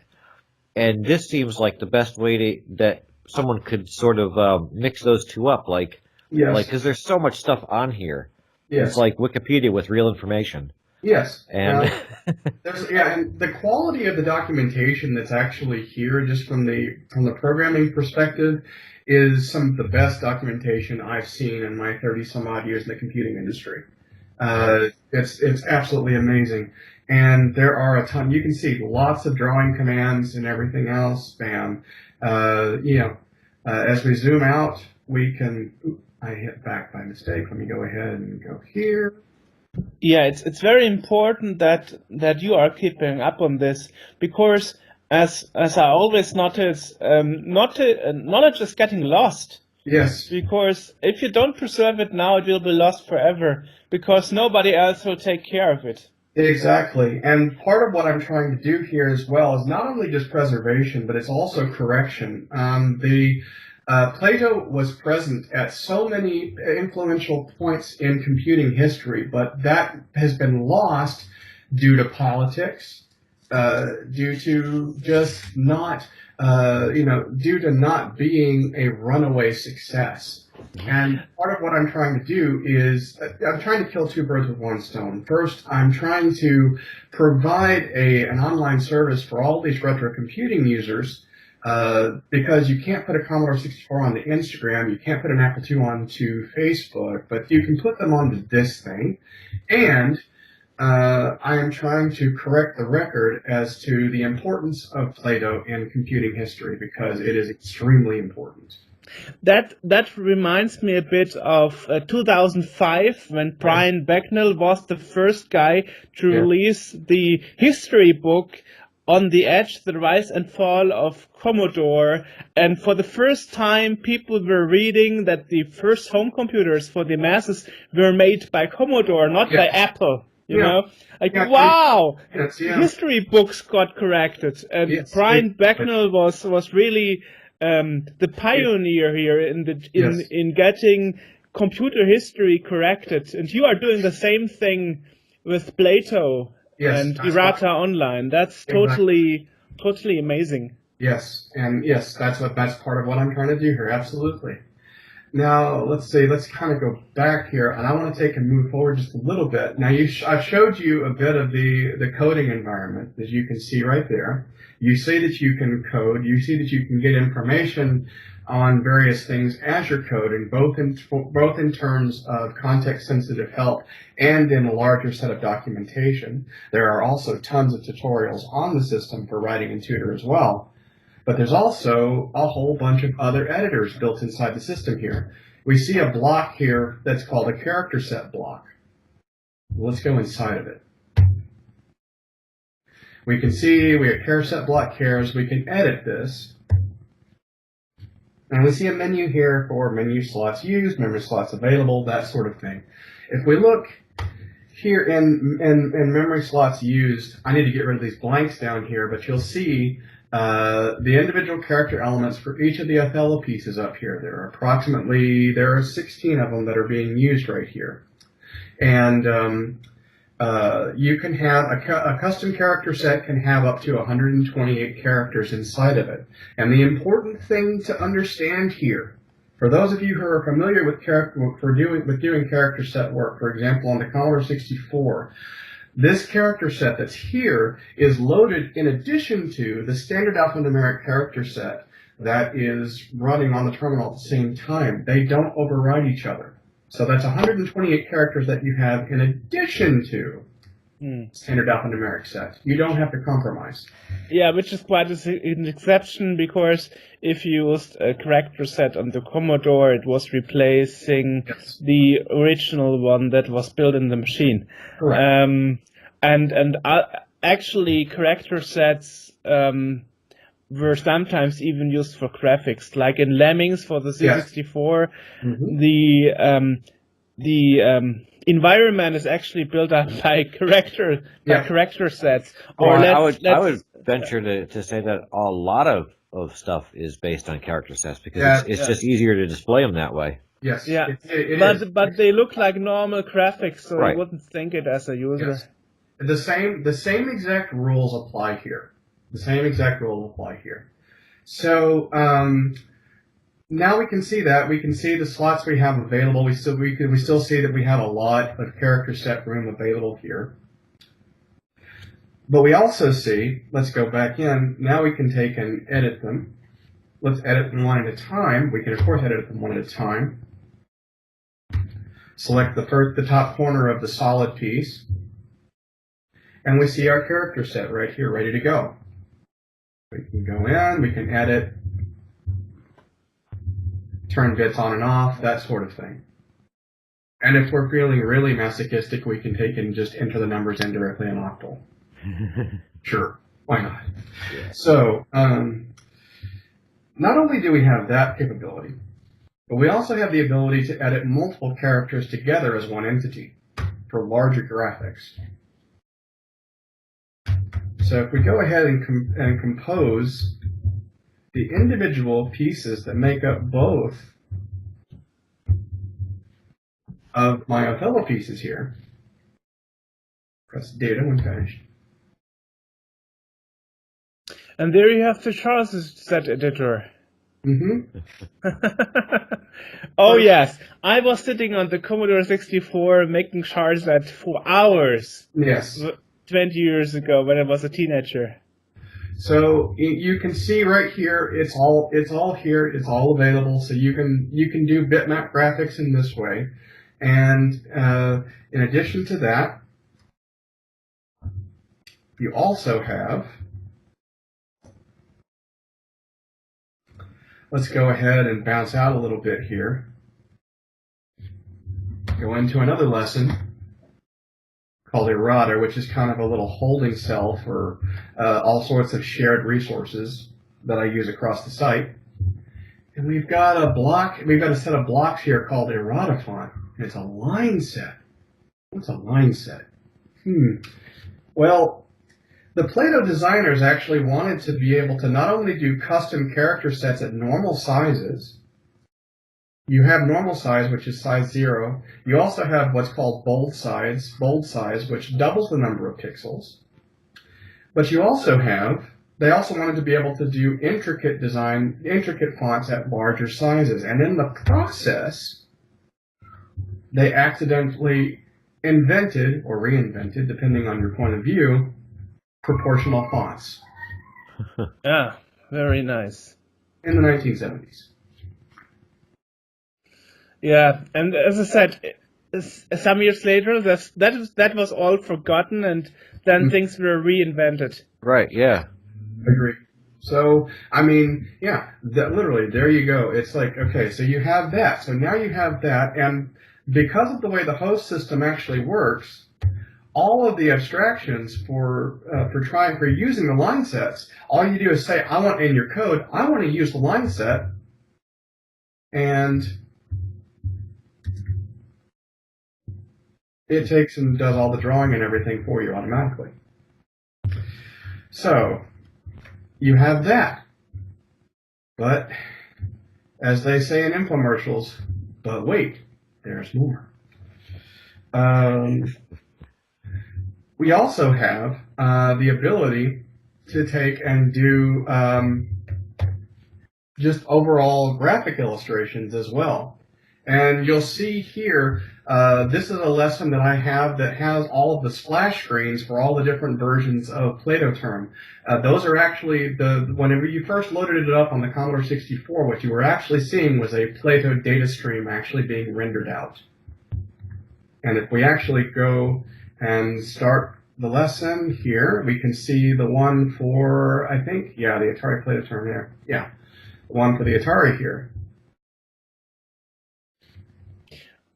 We probably have enough stuff to show us all about it in the next 3-4 hours. This is so huge. It's incredible. It's enormous. It's enormous. But watch this. Now this will be my last major point right here. So so you saw that. We'll go back into it here, and we'll look at Atari here. Let me see. Do I still have? Yeah. And you see the code right there. But you see all of these, let me go Atari, is it Atari logo? Yeah, there we are. You see all these draw commands here to draw the things like the logo and whatnot. Well, believe it or not, those things, I didn't type all of that out. I actually used the screen editor that's built into the environment to take and draw that out using the touchscreen. And I can actually take the code here that's here and bring it back into the screen editor to edit once more. I just have to specify which lines to bring in.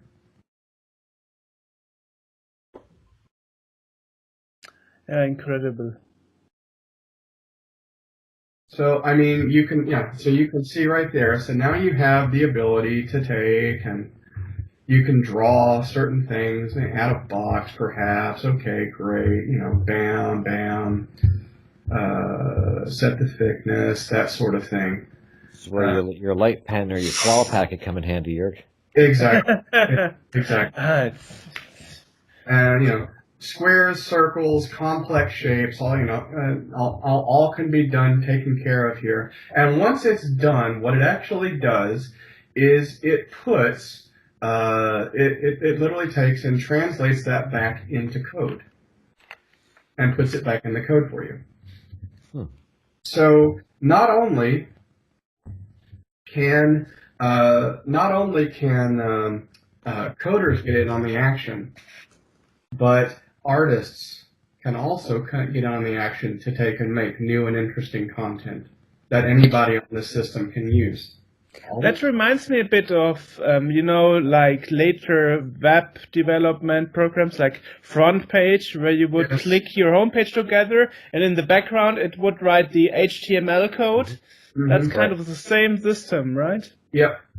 And there, it actually, because I only did the first 45 lines here, it went, oh, put this at the end, and it took and put the box that I drew here and dropped it right here. So we'll go ahead and delete that, bam, get that out, boom, and so on. So that's, that's kind of in a nutshell, it's kind of a whirlwind tour of the system. I mean, of course, you've got notes.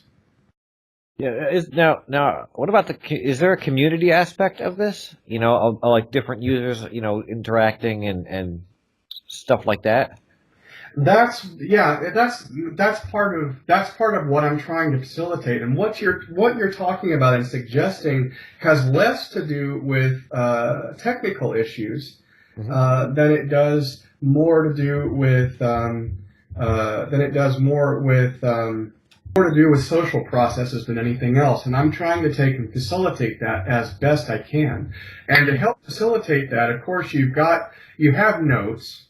And notes are rather interesting because they are, like I said before, the first major implementation of a threaded discussion forum. I mean, to kind of give you an idea, notes first went online in the summer of 1973. And was, steadily improved throughout the years. So you have the ability to take and make threads and reply to threads, do those sorts of things. A little bit of bold text there. Anybody who wants a notes file, either for public use or for the small group, can ask for a notes file to be provisioned for them, or a private notes file for themselves, that sort of thing. There are fine-grained access controls to facilitate all of that. And you've also got, in addition to that, you saw in the menu system, as a matter of fact, if you can actually go into the menu system, it's another lesson just like the rest. It's, again, Tutor just like everything else. So that is why you were so eager to talk to us, to promote the system a bit more and making other people being aware of it. Because I have to say, the first time I stumbled upon it on Google Plus, I had no idea what this is. Like, okay, this looks like an online system and it has games on it. I'm not sure. And then I was sending it to HA, and his first impression, I don't know. What was your first reaction, HA? It wasn't like you were super hyped. No, my first reaction was I wasn't familiar with the Plato system, and my first reaction was I thought this was something new that was being built, and then but I did really like the idea of the kind of the graphical term and the way that it's all done graphically like that. And then I looked into it a bit more, and once I did some research into what it was and realized that this was something that had been established decades ago, and it was now cross-platform, I got way more excited when I suddenly realized this is something that I could go, well, not theoretically, in reality, I can go on my C64 with this. And then when I'm on the road, I can pull out my regular MacBook and go online with it with that too. Yes, or with my Amiga if I felt like going on with that. It's like all this stuff will be, it's a cross-platform network for the retro computing, which is something that I think is sorely missed. Yes, because we do have, things like right. We have things like the Habitat project is out, or Neo Habitat, and Quantum Link. Specific. Right, exactly. It's one network or another, and then you've got BBSs, which you can get to through any regular term program. But again, that's kind of, it's been done in its text, and it's not right. Whereas this is something unique and cross-platform and has huge amounts of potential. Yes, I'm hoping so. And to finish the thought about building a community, there's also, in addition to the term talk, there is also Talkomatic, which is a multi-user chat program as well. So if you come in, it's just kind of a place for small groups to be able to come in and they can talk and chat. Group chat, yeah. So, and the group chat type. Yeah, that is what I executed back in the days. Yeah. When you did a group chat, Yes. you had this real time update on all participants. You got to And see how badly your friends typed. Yes. Yes. Oh my God, Yes. Exactly. Yeah. So It was horrible because sometimes it went out of sync because I was the one with the slowest internet connection on a modem, dial-up modem. So everybody was mad on me because they had to take so long to read my text. Good old times, 20 years ago. I still remember that. exactly. So I mean, you kind of get an idea of what I'm kind of shooting for. So it's Amazing. yeah. And there was a video that I actually shot where I actually did a demonstration of the conferencing feature, where I had every major version of Plato term that's actually accessible and running right now. I had them all connected at once, and I had them all connected to a single conference, sharing a session and watching all at the same time on OBS, each window visible, and you could literally watch the whole screen sharing session ripple across all the different displays. Well, if you send us the link to it, we can put it in when we edit the podcast. I mean, Absolutely. that's a good thing about having a video version of this. We can just edit it like that, And would be pretty impressive to see, I guess. Yeah. And there are more coming. I mean, here, of course, the Apple II version is available here. It's a bog standard Apple II program. And as you can see, it's much the same thing. Bam. There you go. And not only that, but the Apple IIgs version is rather unique in that it supports Marinetti. So if you have an Ethernet device, for example, it will work as is. Where did I put my... Oh, there it is. Yeah. So if we take and go in here, we can see our Apple IIgs version here. We see... System 6. Yep. AJ is an Apple user, so he probably knows a lot more about that than me. I never got to. We had 2GSs in school, but I never really used the system. But it's basically just Mac OS without being Mac OS. Yeah, this is the first program I've ever written for the 2GS, and I have to actually say I'm actually impressed. So, and that's the thing. All the versions of Plato that you've seen right now, and this is very important to understand, they're all using the same core code. It's all written in C, and I'm literally porting it across. Mm-hmm. Yeah, I understood that. Yeah. So, still some glitches here. I'm literally I've changed this to use Quick Draw for text output here, and it improved the text speed immensely. Oh yeah, I saw that the first time when you started up. I was like, wow, this is incredible fast. Yeah. So, boom, boom, boom, boom, boom, boom, and so you can see.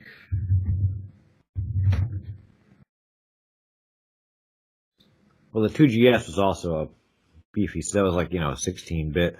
Yeah, it's a 16-bit machine running at like 2.8 megahertz, and it's as you can see, it's doing a pretty decent little job here. I'm still in the middle of working on this guy here, but hopefully he'll be finalized out in the next week or so. But you can see, bam, there we go. So we can safely say before this podcast is out, because we will take a bit to edit this video and that the 2GS version will be the 2GS version will be available. I guess. Yeah. Oh yeah. And there are more. I mean, I would start up Altera, but Altera tends to take and grab all the GPU for itself. And I'm even working on a version for MSX, all these other machines, just basically rippling down through all the different environments, taking care of them. One computer you didn't mention was the VIC-20, but then I don't know I don't know if there's even a network interface for it. Sure there is. You are not the only one who has asked about that.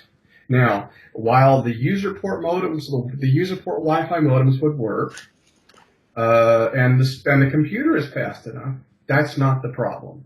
Graphic abilities. Well, even if the actual problem is that there are only 176 pixels across on a VIC-20 display. Like I said, yeah.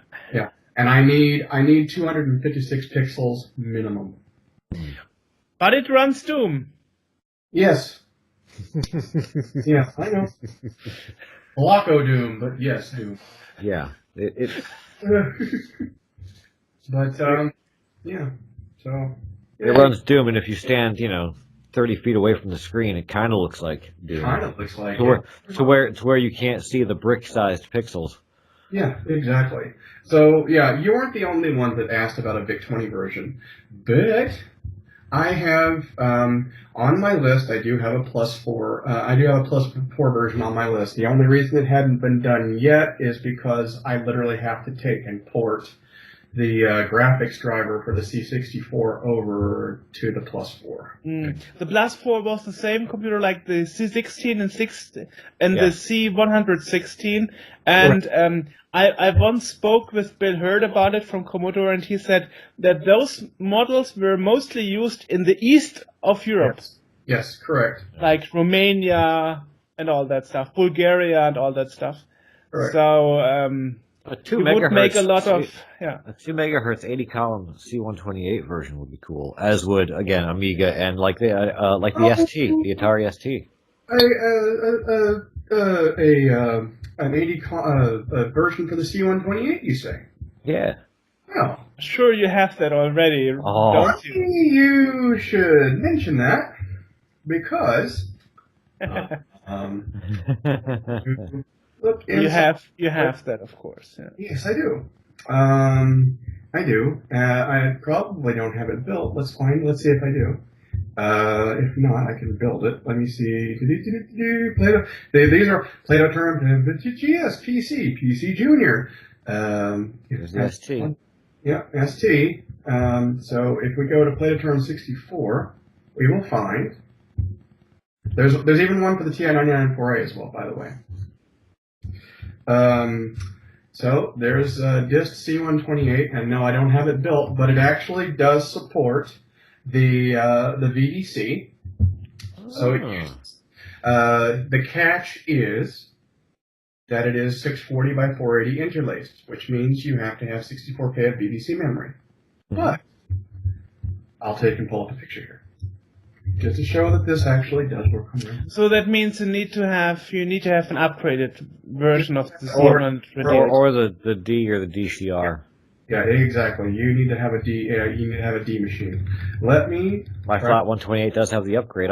We can post a link to where people can actually purchase the 64K VDC upgrades. Yes, exactly. They're only like $15. Yeah, $15-$20, and it's worth every penny. And you get there she is. Hello. And as you can see right there. Oh yeah. There it is running there, and what you don't see right there is that's actually a full-size Plato font. Nice. So, yes. It looks nice and crispy. So that is excellent. Yeah. So yes, there is a 128 version. Awesome. So anyway, so that's that's about it for me. Little bits and pieces from the ST version there. Yeah. Nice. ST version, I guess. Yeah. So, so let me ask you, when do you actually consider this product to be finished? Or is that something you will do for the rest of your life? I don't think there is going to be a finished point. Okay. It's of course, I'm going to get as many terminals as I can actually done, and then my focus shifts to being essentially a community, basically the guy trying to facilitate the community. So that basically boils down to, oh, you have crazy idea A. Well, what do you need to make that happen? Nice. Right. To give you an idea, here's some low-hanging fruit for you. The Plato protocol has a concept called an external key, and you can use this to control external devices. Plato terminals had an 8-bit parallel port that you could attach things to, and one of those things was a sound card. Yes, a sound card in the mid-1970s called the Gooch Synthetic Woodwind, which provided, it was named after the guy who designed it. So, Sherwin, yeah, anyway, which provided 4 square wave voices for music. And it's Which is pretty impressive for that time. Yeah. And that's controlled literally by sending external keys, which are passed over from the terminal program to the sound card. Now, what could be done today, for example, is to establish a convention by which we could specify sound parameters for a sort of a lowest common denominator set of sound parameters for square wave type music. For SID devices, for GI devices, for Pokey, etc., and kind of come up with a quick little standard for adding sound. Okay, that's another thing on your to-do list, actually. Yes. So you have the ability to do that. Not only that. Okay. I'll take and put this into its own little block of points here. Who should be interested? Who should be interested in this chaotic project? The first, of course, users. Lots of vintage computing users would love to see this thing if they only knew what it was. Thank you for helping me promote it. The second thing is interested programmers, coders, and the like, to work as authors to make new and interesting content for the system using the development environment, which we saw earlier. The third, of course, is systems staff. I'd like to get some help, maybe 1 or 2 people to help with things like making sure the system stays running well enough, provisioning accounts, making notes files, that sort of thing, things that other users need that can only be handled through systems operators. Then finally, there's another special group of people that might be interested. Archaeologists. Oh yes. Oh yeah. There's 3 decades worth of content and code sitting inside my system. Sitting inside Cyber1, but sitting inside my system too. All sorts of stuff that needs to be found, that needs to be documented, that needs to be rediscovered. What, you might ask? Well, let me give you one example. Proving to the adage that Kermit was ported everywhere, Kermit was indeed ported everywhere, including Plato. So, they have a mechanism here for doing file transfers. Not only that, but if you're a systems user or an archaeology type user, you have access to the source code so you can see how it was done. Because it's written in Tutor. Not only that, but there is a mechanism built into the system for doing file transfers between different Plato systems. Well, that quite makes sense because you would need to transfer data between the systems. So it's in a lot of ways it's kind of like an early FidoNet. Right. So you have that. You have the authoring environment that was used to author Plato diskware. Which was offered for the Apple II, it was offered for the TI-99/4A, and for other systems, also exists on this system as well. It's the Plato courseware development system. It's here. Warning, it's no longer a support authorizing product. That's correct. but it's here. Bam. That needs to be see if it's possible to take and make this work. There are, like I said, there's tons of stuff. There's source code to the MicroPlato interpreter. There's if we can implement MicroPlato, do a portable implementation that can go across to all these other Plato term implementations. We can do arcade style games, whatnot. I mean, if you really want to see just how what you can do when you actually have enough bandwidth, watch this. I'm going to take and open up and go to Cyber 1, the other major system here. Oop, darn it. And this will be the last thing, I swear.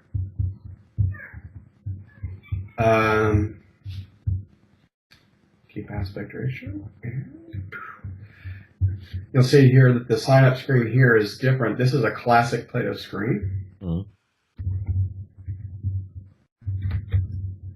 But much the same interaction. And it just drops you into the authoring environment. Okay. Now, one of the first things that I did when I got onto this system was I wanted to see how far to push the oh, actually, I'll do this instead.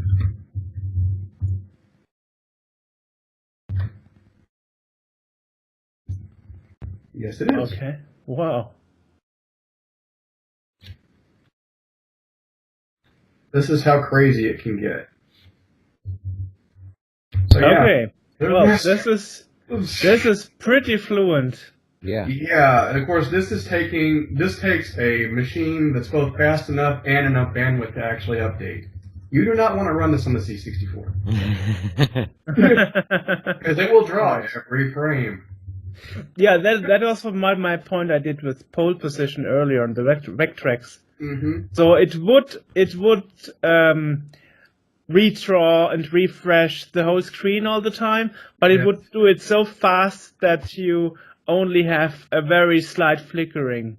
Mm-hmm. So now, as a proof of concept here, I did a preserve. And this right here, because of the animations of all the different robots here, it literally takes up all the bandwidth here. But I wanted to see just how far I could take it. Hmm. Anyway, so there you go. Yeah. nice. Yeah. All right.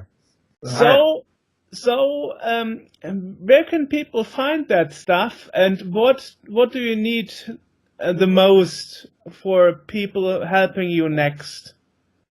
Well, that's just it. For people, first of all, I want people. The most. I'd love people. I'd love people to start showing up for demonstration meets, which I'll actually take and use the. You saw a link for the Facebook group at the first of our presentation here. I take and I schedule meets on a day-to-day basis to do things not just for things like playing Airfight or playing a game of Avatar, but also doing programming workshops so I can show people how to write software for the system. So it would be cool if interested people to show up there to take and say, yeah, I want to take and do something. I have an idea. And then I go, okay, well, what do you need in order for us to do it? And, of course, people helping right now, helping with terminal implementations would be nice. Not needed, but, it would be nice. Once things actually pick up a bit more, I think we'll actually start to see that we'll need things like system staff and whatnot. But I would just what I want most is interested people to take and bring their own interests into this project, and I will try to find a way to make it fit. Well, hopefully we do our duty in promoting this thing. Yeah, we will put links super in the podcast description where people can go and find it. Mm-hmm. I really am. I'm fascinated by this whole thing because even as a continuing, as something that's not necessarily a snapshot of the past, but is a continuously developed system. One of the big issues that we see with a lot of networking stuff and online communities and whatnot for retro computing people, like QLink and whatever else, is that it's kind of stuck in a state of where it was when it was last around. Yes. You know, Yes. And I'm right? trying to break free of that. I'm trying very hard to break free of that. Right, and the great thing with this is that any user can get authoring abilities, and if they want to see something in it, if they want to add something to it, they can do that. The development is still open and active, and nothing is stopping anyone from just making more stuff for it. Exactly. One interesting suggestion, for example, I want some by the end of next year. I hope to have enough time. I would love to see a multiplayer mule on the system. Nice. And you said it's actually programmed in C. That means it will draw people that never learned assembler. That's the thing. Yeah, it's the terminals themselves are written in very portable C. Very ridiculously portable C. I mean, just to give you an idea of the turnaround here, my average turnaround from the moment of copying the code over to getting the initial splash screen displayed on the terminal is typically about 3-4 hours from zero. Which is pretty impressive. Yeah. Yeah, it is. So it's real easy to port. Ridiculously easy to port. Wow. So we will definitely keep a look on that and see how it develops, and hope you can draw more people to it. It's incredible. It deserves to be supported by more interested people, so that you are not the only developer anymore. Yes, I hope so. My thing is I'm trying to get it out there. We'll see what happens. How many users do you currently have that are active on it? As of right now, I have approximately 360 people that have signed up since I fully went live in April. Okay, so that's not even a year. Yep. It's pretty impressive, I would say. That's very impressive. That's because I'm literally constantly posting stuff about it. Right. Well, that is how I stumbled above it, so it worked. Yep, I'm glad. See, that's the whole thing. This is a public project. Every single part of it is public, and everything that I do on it is public. So yeah, it's constant status updates. Great. And it's free. There's no more $8 an hour. Nope. Nice. There's more than enough space. It's kind of funny. All the space inside the system is pre-allocated, and this is the largest possible Plato system that's possible without patching. And the whole thing, system tools, the system software, all the content, everything, and all the extra space to put new stuff on there. Whole thing, 6.3 gigabytes. Whole thing. Yeah, which is incredible. If you think that nowadays a game has more than that. Yes. Right. Yes. So I've got back and I back it up every single day. I've got snapshots. I can keep like a year and a half's worth of snapshots on the SSD before I have to take and pull them off. So nice.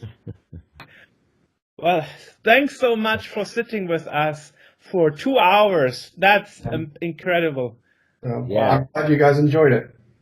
Yeah, thanks again for the rundown. It's amazing. I love seeing this, and it's just something new that these machines can just keep doing. Yes. I wasn't aware of it. Yes. Before I saw the Google Plus page.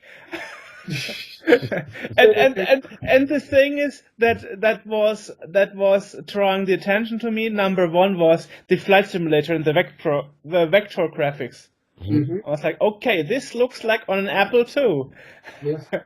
So that is what was drawing the attention to me, actually. The games. It was the games again. And and I understand, and I'm trying to make it so that we can make more interesting games. And you see with the environment there, it doesn't take much to make interesting games. All the games that were you have to understand, all the games that were written on this system were written by kids. The oldest people writing the games were grad students. I mean, good God, it's like these were things that they were like, oh, well, can I do this? And the biggest thing to really understand about why Plato was the way it was, it all comes back to the founder of Plato, the guy who was its guiding light, Dr. Don Bitzer. He was, by all accounts, the type of guy that would look at something that you did and say, "Gosh, that's neat. Keep doing it." And more to the point, when somebody would ask him a question, "What if we could do this?" His answer would invariably be, "Well, go try it." Mm-hmm. And if he saw something that was neat, "Gosh, that's neat. I'm going to go demo this to everybody else." And he would, constantly. And that was the culture, and that's why all these crazy things were developed inside the system. Right. So, yeah. Well, so thanks a lot. And Alright. keep in touch, right? Of course. Yes, All right. definitely. Thank you very much. We will see you on the Plato server. Yeah. See you. Bye-bye. Bye-bye. So that was Thomas Cherryhomes. You can check out what he's doing over at irata.online. Link is right there. I'm pointing at it, I think. Oh, yeah. There's also a Facebook group, and there's a lot of other kind of peripheral information, and we will put links to all of this in the podcast description, whether you're watching it on our website or on YouTube or wherever else. You know where to find us, so I'm not going to do all that again.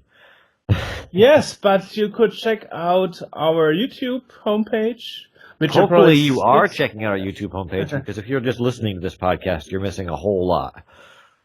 Oh yeah, oh definitely. This is one of those podcasts where you have to watch the video version to understand the full potential of what he is presenting. And again, I really am excited about everything he's doing. It's really, really cool. It has a lot of potential. Again, I don't